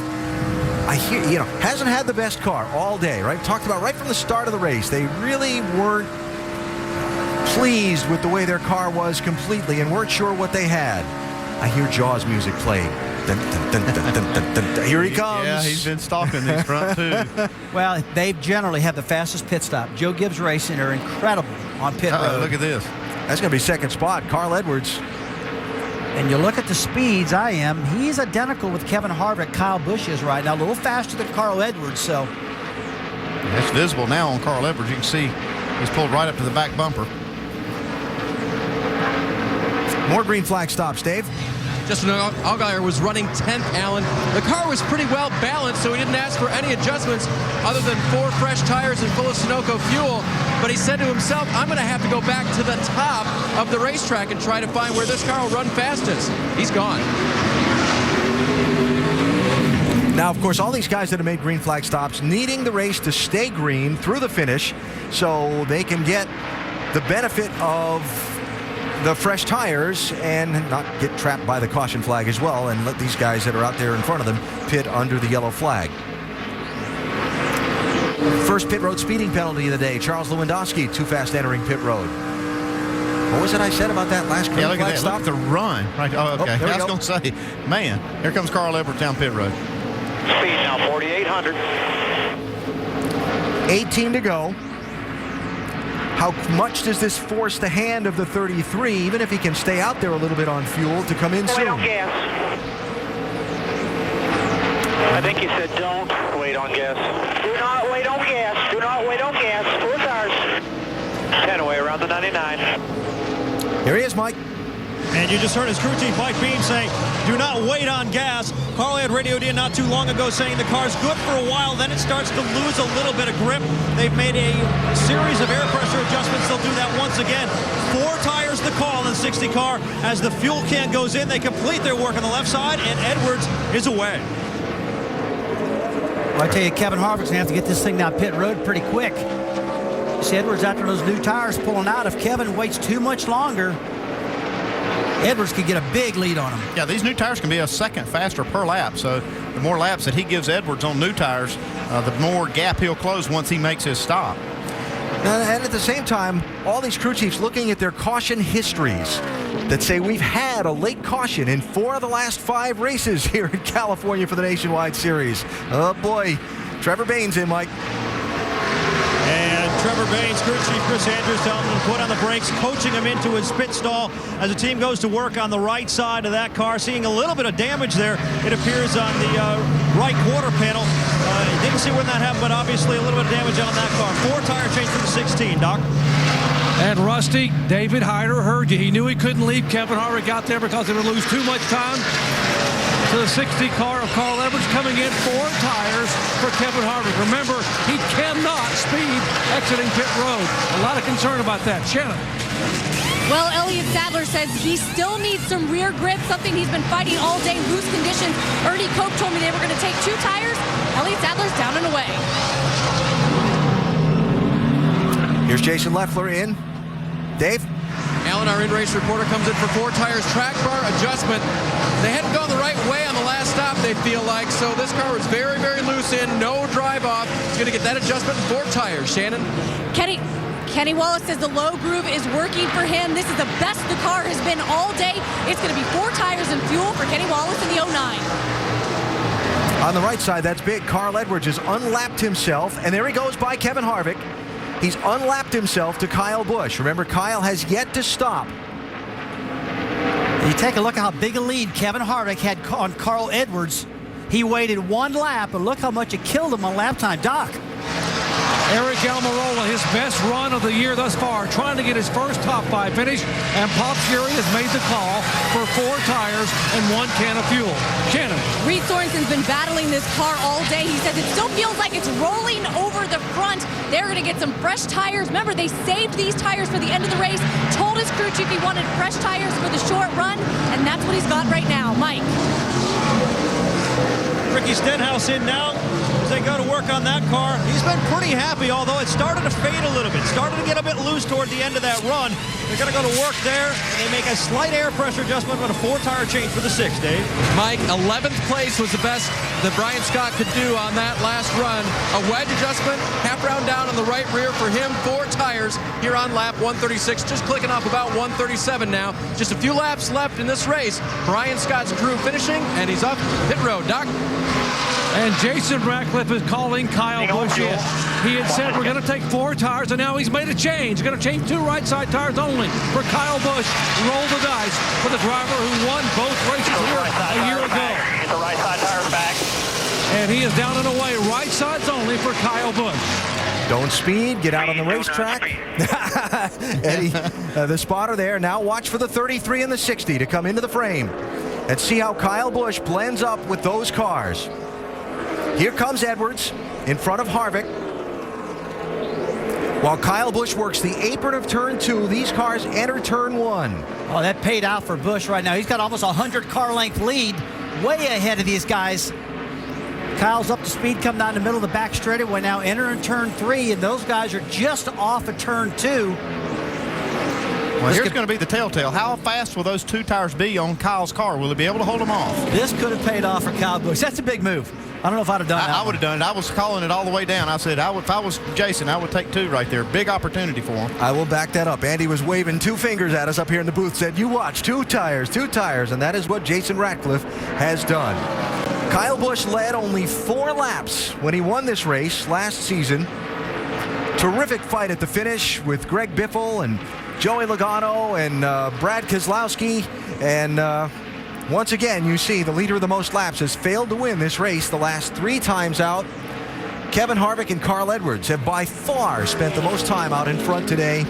Right now, they're behind Kyle Busch by 5 seconds. That's amazing. Now, Kyle he doesn't need a caution right now. This thing's got to run green to the end. And yeah, if they have a caution, that advantage there is going to be gone. He's not going to have tires. More than likely, even have to make a pit stop to hold off the guys behind him. But this is a great play. This is his chance to win. I don't think he could have beat these 2 cars any other way. Oh, look at this, Andy. Last time by, Kyle Busch, a 42.25 second lap compared to Edwards' 42.11. Edwards will never catch him. Not at that rate. If it goes green, not at that rate. You're right. Looking at the gap from Edwards and Harvick. Up to Kyle Busch. Couple intervals just to throw at you for perspective. First of all, Kevin Harvick was 1.9 seconds ahead of Carl Edwards before their pit stop exchange. Second, Kyle Busch was over 2 seconds behind Carl Edwards when Edwards peeled off the pit, and that's what the difference in the staying on the racetrack and the just two tire call by Jason Ratcliffe has made for the 18. He's now 5 seconds ahead. Now, you see right there now the Edwards car is a lot faster than Kyle Busch on that particular lap. We'll just see, like I said, how these two tires will hold up speed-wise for Kyle Busch. Only 10 laps to go, though. And again, trends have had a late caution in most of these races lately in the Nationwide Series at this track. There's always the exception. That's right. It's a gamble either way. Yep. 31 Allgaier, 38 Leffler, a couple of teammates for Turner Motorsports, racing for 11th and 12th spot. And racing close to the top of the Nationwide Series championship standings as well, by the way. Ricky Stenhouse Jr. is running in 4th after the exchange of pit stops. Hey, Mr. Turner's done a fantastic job putting these cars together, building this team, switching from Toyota over to Chevrolet, Hendrick engines, had to build all new cars, a big deal, and he's a new owner. He's doing a pretty doggone good job, I'll tell you that.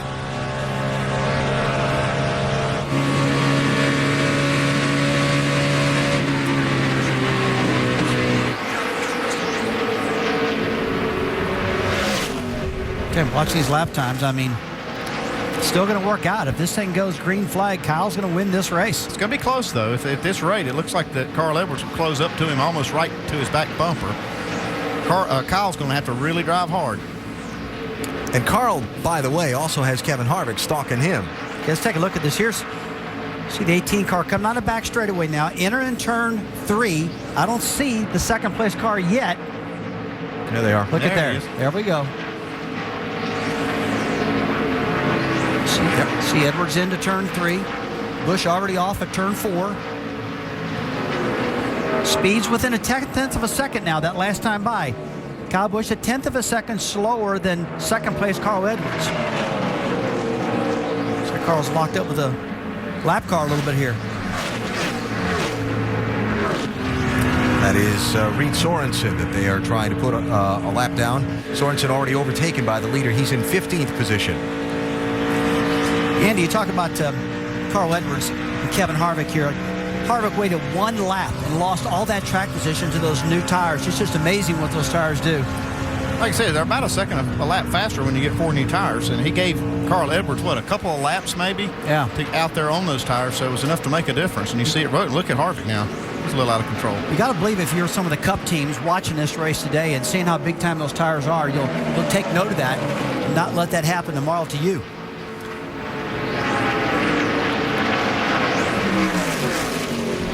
There'll be 5 to go next time for Kyle Busch. I think Kyle's got a good enough lead now. 3.8 seconds with, 5.5 laps to go. Does the caution come out?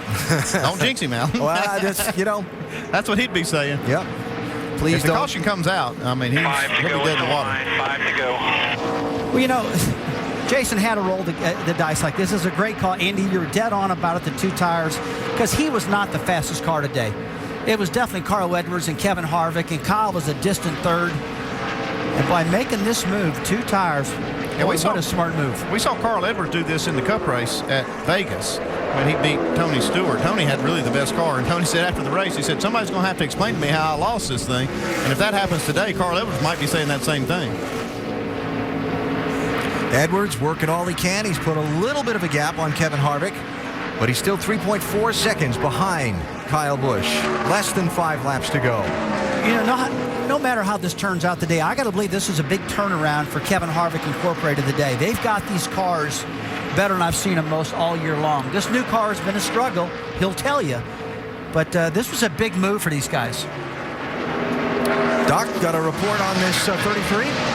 Yeah, Kevin Harvick just came on the radio and said, guys, all of a sudden this car is getting looser and looser, getting very loose. You can hear it in his voice, so got to wonder if he maybe might have a tire going down. If he can hold it for now 4 more laps. Well, look at him work that wheel, yeah. That'd be tough luck. As well as this 33 has run all day long. Let's take a look at this wheel, Andy, and see if we can see what's going on here with him, how he's holding on to it. I mean, he got in the corner, very gingerly moving that wheel. Just a little here, a little there. You can tell that car's loose. He's back steering. He's turning right in the middle of the corner. Look at this. Man. He's earning his paycheck today.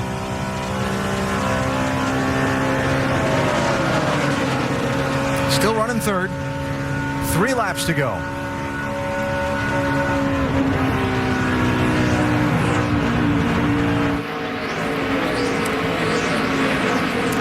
Kyle Busch, we talked about earlier starting the day, they didn't have the car they were looking for. They worked on it, finally they've made a strategy play, and it's got them out front.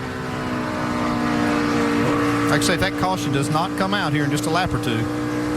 Take a look at the 18 car here. His wheel now compared to Kevin. Kevin was back steering a lot. And it looks to me like Kyle's just got steady wheel into it. He's not near as loose as Kevin is. 2 laps to go. 1.7 second lead. 4 of the last 5 races here at Auto Club Speedway. Kyle Busch has won in this nationwide series this season alone. Kyle Busch has led 69% of all the laps in the first 4 races coming into today. He didn't lead a whole lot today until when it's counted most. Now he's a lap and a half, less than a lap and a half away from another checkered flag if it all holds together. Well, I guess Harvick's decided he doesn't have a problem. Or Carl Edwards is just losing the handle.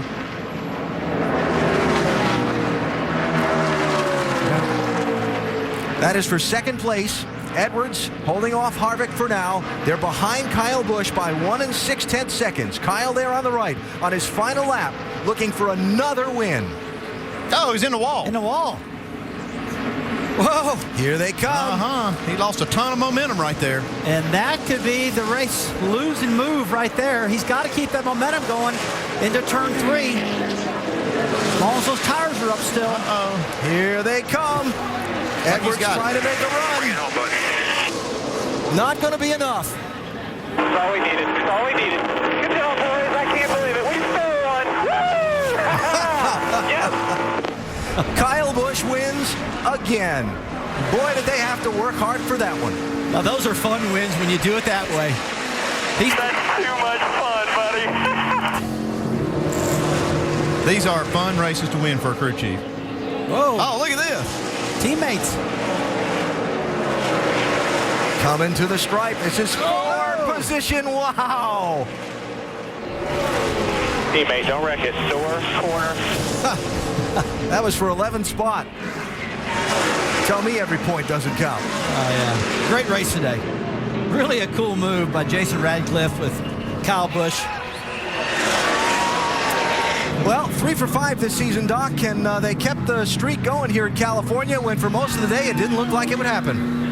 What a call by Jason Ratcliffe. And Jason, gutsy call. We heard you say 4 tires, and suddenly 2. Why make the change? Well, I'm just thankful that we got a team and we got a driver that's willing to take some chances like that. I mean, that was the only way to win it. The 60 and the 33, we just didn't have the car for him today. But our Z-Line Toyota was definitely a strong third, and that was our shot to do it. And that's fun. That's fun. I just praise the Lord for the opportunity to be able to do that. I knew it was going to be close, but these guys on pit road, they're phenomenal. I was afraid the thing would just get too tight there at the end, which it did. Hey, what's going through your mind when you see him hit the wall there on the final lap? I didn't see that, so I'm glad you just told me. I don't know. This is I don't know what to say. That's unbelievable. You just kind of, every now and then you can steal one, and that's kind of what we did today, just stole it. Great call by Jason Ratcliffe, and Kyle Busch is headed to victory lane, guys. Edwards and Harvick going to discuss it, maybe having that conversation. How did we lose this race?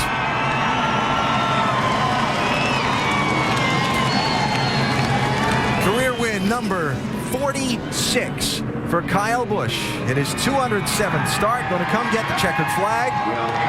It's going to be a long jog from where he got out of that car. I can tell you, that's one of his favorite wins right there. We're so used to him just driving off and dominating, but this was a real exciting one. When they win like this, a good fast car, but great strategy, and he's like, wow, how did it happen? We saw it happen, though, didn't we? Kyle Busch wins the Royal Purple 300 here at Auto Club Speedway of Southern California. Today we'll talk to the winner and some of the other top finishers when we come back. Back at Auto Club Speedway of Southern California, the 5th race in the NASCAR Nationwide Series season. I had a hunch at the start of the day this was going to be an interesting afternoon. Boy, it sure turned out to be that way. Strategy gets Kyle Busch to victory lane, while Carl Edwards and Kevin Harvick, who led most of the race and traded the lead between them, wind up having to settle for 2nd and 3rd. Shannon? Carl Edwards down here discussing things with Jack Roush. So what went through your mind when you saw that Kyle took 2 tires? Well, I just didn't expect that. I did not. I didn't think that was an option. And but man, we had a fast car, and they did a better job. They waited to see what we would do, and then they did the opposite. And if we would have had a caution or something at the end, I think it would have been really good. But I'm proud to drive this Ford Mustang today. We're still looking for marketing partners to join on this car for a couple races. And we're fast enough now, at least we're challenging for wins at these places. You know, those guys have been so dominant for a long time. It's nice to be up there and be able to race with them. But I got to say, good job to Ricky Stenhouse, too. There's only one other guy, a dirt racer, Howard Hall, that I race with that drives in the corner that deep. That was unbelievable. He did a really good job, and it's a fun race other than winning. 2 tires, 4 tires might be something these guys will keep in their back pocket for tomorrow's race. Alan? Well, Carl Edwards led 64 laps today. Carl Edwards led 48. Kevin Harvick led 64. Kyle Busch led only 18, but he led the ones that counted, Doc. And Kyle Busch will climbing out in victory lane. Indeed, Alan, and for the 2nd year in a row, 2nd spring in a row, as we are being sprayed down here, Kyle Busch pulls it off in the late laps at Auto Club Speedway. Last year, he made the pass on the white flag lap, and today, a little bit earlier, Kyle, a great job. So much to talk about. Let's back up and talk about the tire strategy first. Jason said 4, then he made a change to 2. Were you okay with that? Yeah, I was good with it, man. I thought that was a great way to win the race, and you know, these guys do such a great job. I can't thank Jason enough. He won the race today. You know, we stole this one. It wasn't ours. We were a 3rd, 4th place car. 4th place definitely on the short run, but good 3rd place car on the long runs. I don't know why we had such a problem today getting going, but man, the Z-Line Designs Toyota Camry would really come to life there late in the runs, and can't thank Toyota enough. NOS Energy Drink, Nationwide Insurance, Gillette, the fans. It's cool to come out here. I love California. I love the West Coast, so this is a cool win for us, and thanks Marquis Jets as well. Hey, now you almost made Jason's heart stop on that final lap. Now, when they told him you bounced it off the wall, what happened? Yeah, I got loose. I kept trying to run as high as I could, because as high as I could get it, it would actually have some grip up there. And I got up in the marbles too high off of turn 2, got my right rear in the stuff, and got loose, got in the fence a little bit. And good thing there wasn't one more lap, because that's all we needed right there. But you know, just can't thank these guys enough. We didn't have a winning car. We worked all day yesterday at trying to prepare and trying to get ready and trying to do what we needed to do. I told them don't worry, and then we qualified 7th, and I'm like, well, maybe we ought to worry a little bit. And today, man, the 33 and the 60 were gone. They were so fast, and it took us a bit to get there. But you know, we had a good enough car that we could keep with them at least, where we can make that call and get 2 tires in order to win the deal. So that's cool. Hey, congratulations. You got it, man. Thanks. Kyle Busch, his 8th win at Auto Club Speedway in Allen, his 5th win in the last 6 NASCAR Nationwide Series races here. It's a sign of a good driver and a good team that when they don't have the best car, they still find a way to stay with it, and make it work out in their favor. Joe Gibbs Racing, Kyle Busch, they sure did that today. And then he burned it down on the front straightaway, celebrating yet another win in the NASCAR Nationwide Series and another here at Auto Club Speedway of Southern California. Lots more post-race interviews still to come. Please stick with us. It's turned into a nice afternoon in Southern California, especially if you are Kyle Busch. 3 wins in 5 races. Aerial coverage brought to us by Goodyear, the official tire of NASCAR. Everything we have learned making tires for one of racing's most grueling proving grounds inspires what we roll into yours. Goodyear, more driven. 7 straight wins at this track for Joe Gibbs Racing. 46 wins in his nationwide career now for Kyle Busch. Just a little over 7 seasons in this series, and he is just, like I say, remarkable. Great run by Kyle Busch. Great strategy by his crew chief today, and they had an outstanding result once again. The most dominant car today, though, was Kevin Harvick. He finished third, and here he is now with Dave Burns. Well, Kevin Harvick got beat by strategy today, but you made a lot of moves at the shop this week. 2 KHI cars finished in the top 5 today. Are we seeing the result of all those moves? Yeah, I just want to thank everybody for all the work that they've put in this week, and everybody working together and doing what they have to do to make our cars better. Just everybody on the Ream Chevrolet did a great job this week. We'll continue to tweak on it and make changes as we need to get things better. The main part is today we were competitive, able to lead laps, and you hate to lose them, but we just came up a little bit short today. 10th top 5 for Kevin at the Nationwide Series here at California. The last time Mark Martin was behind the wheel of the 32, he went to victory lane. It wasn't quite that ending today, but a solid performance nonetheless, top 10. How would you describe it? Well, the guys in the Dollar General car did a great job today. We had a good run. We were off a little bit. The car was really strong on new tires and restarts, and we didn't get, we got some long runs, and it fell off a little bit real loose, and would eat the right rear tire off of it on the long run, and we'd start falling back. So, with all those long runs there toward the end of the race, we just didn't get a chance to get up there and get with them. So we got a little bit of work to do, but it was a great job. Everybody did a great job, and it was a good run. Very good run. 8th for Mark Martin this afternoon in California. Well, Elliott Sadler's sponsor says bad boy, but a pretty good run for you guys today after starting 34th. What was the key to getting it up front? Yeah, well, we had a really good car today during the race. We missed a little bit yesterday. We were way loose on a qualifying run.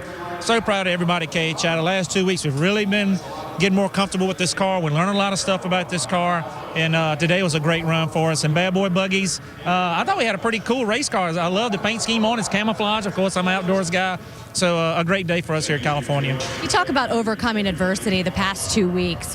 Where is this team right now, especially after these 2 solid runs? I think we're very strong right now because we went through, we got the wreck at Daytona, and then we had fuel problems at Phoenix, and we're starting to kind of, oh man, when is the thing's going to turn? And then at Bristol, first lap on the track, we wreck our primary car and have to go to a bag up. But this is a great shot in the arm to come here and go qualify like we did, work on the car, run in the top 5 all day long. Says a lot about this race team, and KHI is doing a great job of making our cars better each and every week. Kevin and I work very, very close with each other this weekend, and it paid off, and we feel very strong for the next couple of races we got coming up. It's all about momentum. Elliott Sadler, he's got it. Dave? And Shannon, I'm with Ricky Stenhouse Jr., and I emphasize that because original Ricky was here. Dad was here today, watching him to race to his best finish of the season, Ricky. You led for a while. What happened there after you had the lead? Yeah, I probably ran it too hard. I ran it really hard to get to the lead and past Harvick and Kyle and Carl there, and I was just running really, really hard. I probably should have backed off and just ran a consistent pace, and maybe we would have been a little bit better at the end, but it sounds like we needed to be over there ringing the bell. That was kind of cool. Hopefully we'll get there one day. We got 3 Nationwide champions in front of us, so it was a good day for us. Highest finishing championship-eligible driver in the Nationwide Series today, guys. He's now the points leader, the 4th points leader of 2011, and he told me earlier he wanted to give his guys an incentive to get the points lead. So you know what he's going to do? He's going to buy him some boots. There you go. Nothing like a good pair of cowboy boots as an incentive. The Sprint Cup Series races here tomorrow, and tomorrow morning NASCAR Now will get you up to speed at 11 a.m. Eastern Time on ESPN2. Then tomorrow afternoon is the Eyes on IndyCar Series season opener. It's the Honda Grand Prix of St. Petersburg tomorrow, 12:30 Eastern on ABC. Next weekend, we have the SummitRacing.com NHRA Nationals. Catch the finals Sunday, April 3rd, 4:30 p.m. Eastern. That is on ESPN2. And, of course, the Nationwide Series is back at Texas Friday, April 8th, 8 Eastern. That also on ESPN2. More from the Auto Club Speedway of Southern California when we come back. Talk to a couple more top 10 winners. NASCAR Nationwide Series in California is presented by CiCi's Pizza, home of the endless pizza, pasta, salad, and dessert buffet. And in part by 5 Hour Energy, the no-wait, no-hassle way to a great morning. And Carfax, free at your used car dealer. Just say, show me the Carfax. It's been an interesting day in Southern California. The weather held out long enough for Kyle Busch to continue his march towards history. Meanwhile, Joey Logano really had to try to march his way towards the front after an issue early in the race. Here he is now with Mike Massaro. Well, another strong day for Joe Gibbs Racing here at the Auto Club Speedway. Kyle Busch in victory lane. Joey Logano, a top 10, 7th today. How would you assess the afternoon? Long one. We were hitting a splitter at the first run, so we came in and raised the nose up a little bit, and then found out that we had a hole in the nose too. So we made an adjustment there, and then I think we tried to catch up to the racetrack from there. And then I don't know, we got the balance close. I just don't know where our speed is. I got to figure out what we're doing. We used to have a bunch of speed in these cars, and I don't know whatever happened. So we'll figure it out, I'm sure, eventually. Kyle's apparently got it all figured out, so we'll just put in exactly what he has. Well, an eventful day for Joey Logano. Still was able to overcome that adversity and bring it home in the top 10. Well, Daytona 500 winner Trevor Bayne logged a 6th place finish today. And Trevor, I thought you were a no miss for a top 5 finish, and then suddenly late in the race, you lost some track position. What happened? I thought so too, man. It's weird to be disappointed with a 6th place finish, but we ran 3rd and 4th all day, battling with Kyle and Carl and Kevin. So I thought we were going to finish right there with them, but our car wasn't great on restarts. It was okay, and as the race went on, everybody else got better on restarts. Ours was really good after like 10 or 15 laps. So there was a restart there. The last caution on that restart, we lost like I think it was about 8 spots there on that restart, and we battled and battled and battled to get our way back through those cars. And once we got through them, it was all strung out. It was green flag from there on, so we ended up 6th. But we had a great car on long run, so I'm a little disappointed with the finish, but it's still a good day for us. I know the learning curve is very steep for you in the Cup car, but what did you learn today that's going to help you tomorrow? I love California. I talked about earlier today, I talked about how I hated practicing qualifying because you run the bottom all day long. Well, then in the race, you get to move to the top. I love that about California, that you can run the top, and I got to learn a lot about that today in the nationwide race. I think we were actually a lane higher this year than we were last year, so I learned that. I learned how to go across the seams. I think that'll translate big time for the Cup race tomorrow. In practice, we ran the top today, so I'm pumped for that Cup race. We ended up 9th in the second practice, so if we could get us our first top 10 after Daytona here, we're really, really happy with that. Hey, good job today, and good luck tomorrow. Thank you. Mike? Eric Almirola brings his car home 9th this afternoon, and that's a season best. Got to make you feel pretty good. Yeah, it does.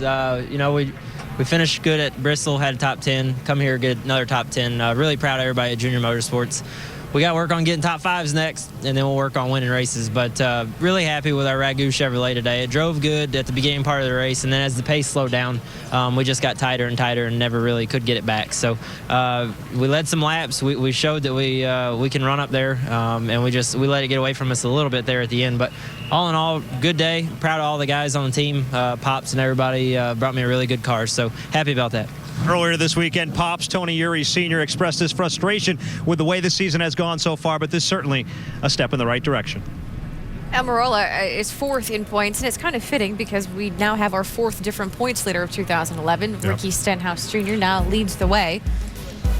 He has a 6-point lead over Jason Leffler, who had the lead coming into today's race. What a great race, too, for Kenny Wallace. Another top 15 finish that puts him into 8th place, and he maintains position. Outstanding job. More from California when we come back. In Southern California, we started the day talking about the race for most all-time wins of the NASCAR Nationwide Series. We've seen Mark Martin win a lot of races on this tour for an awful long time, but the count continues to get smaller between he and Kyle Busch. Kyle won another one today, and now just 3 between Kyle and Mark Martin for that spot atop the all-time wins record book in the NASCAR Nationwide Series. Kyle Busch did not have the best car in Southern California today, but he and his team found a way to win the race again. It came down to a strategy call. Yeah, it was. I mean, it was one of those situations that a crew chief kind of lives for. You don't have the best car, but we still want to try to figure out a way to win, and they did that. That 2-tire call at the end was brilliant. It was the opportunity, was right there for them, and it worked out perfectly. Yeah, fantastic day. But what I saw was a big turnaround for some drivers out there. I saw some of the young guys run real good. Ricky Stenhouse looked strong, but a big turnaround for Kevin Harvick Incorporated. He really shook things up at the shop this weekend. Got a lot of those guys nervous, I heard about, but it really paid off. He got that old car running a lot faster today. So after Harvick and Carl Edwards dominated the race, it was Kyle Busch who was doing the celebrating and taking the photos in victory lane. Let's continue to talk to some of the other finishers on the day today. Dave? Alan, Justin Allgaier started 10th, ultimately finished 12th. At one point during the race, driving your car harder, I know it sounds funny, actually helped it, but then ultimately, what were the handling issues? Just the biggest thing is we tried making the car tighter. Everybody seemed to be fighting a loose condition today, and we made our car tighter, but all we really did was just loose front grip. We really didn't get the looseness out of it. So Monterey Brent guys did a great job.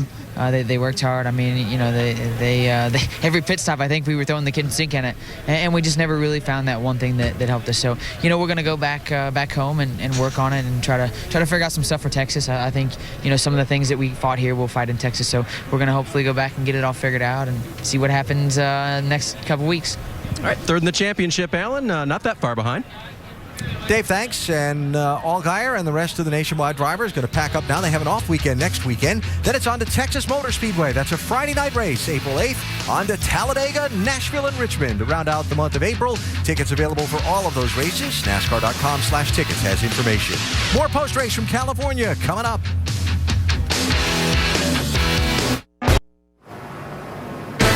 Make sure you tune in tomorrow as we kick off the 2011 IZOD IndyCar Series season and the beginning of double file restarts in that series. That is tomorrow on ABC at 12:30 Eastern. But right now, how about we check in with the reigning NASCAR Nationwide Series champion? Here is Mike Massaro with Brad Kay. And top 10 finish for Brad Keselowski, but I would imagine that's not what you expected today. No, you know, we had two really good races here last year, and I think we really learned something, and we ran really strong at Michigan. You know, one of the first races for the new style Nationwide car, and just didn't seem to carry over here today. So, you know, I'm proud of my guys and the effort they put in with the America's Tire, you know, Dodge Challenger, but we just needed more, and we got a lot of work to do. Keselowski brings it home 10th. Shannon? Well, Jason Leffler, you said earlier today to Dave Burns that you were extremely confident right now. How did that translate to the racetrack? Well, I mean, it was fine. The Great Clips Chevy was not what we expected, but we had a pretty solid day, so I got to thank all the guys for working hard, all the guys back at the shop, Steve and Sandra Turner for all they do. So we just got to get our cars a little better, and we'll be up there. But all in all, it was a solid day. It wasn't what we wanted, but guys did a great job in pit road, and the Hendrick motor ran good, so we'll go on to Texas. 11th place finish for Jason Leffler. Nicole? Confident and consistent of the 970 laps run this season, Jason Leffler is the only driver to complete every single lap. Thanks for watching. Don't forget to join us in 2 weeks as the Nationwide Series races under the lights. It's the NASCAR Nationwide Series at Texas, Friday, April 8th, 8 p.m. on ESPN2. Coming up next, college basketball scoreboard. This has been a presentation of ESPN, the worldwide leader in sports. Thanks for watching.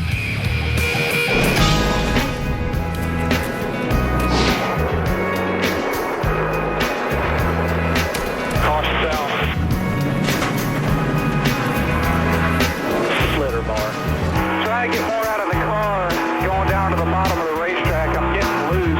It's the seats that are messing me up. Right on you there. Right on you. Get your marks.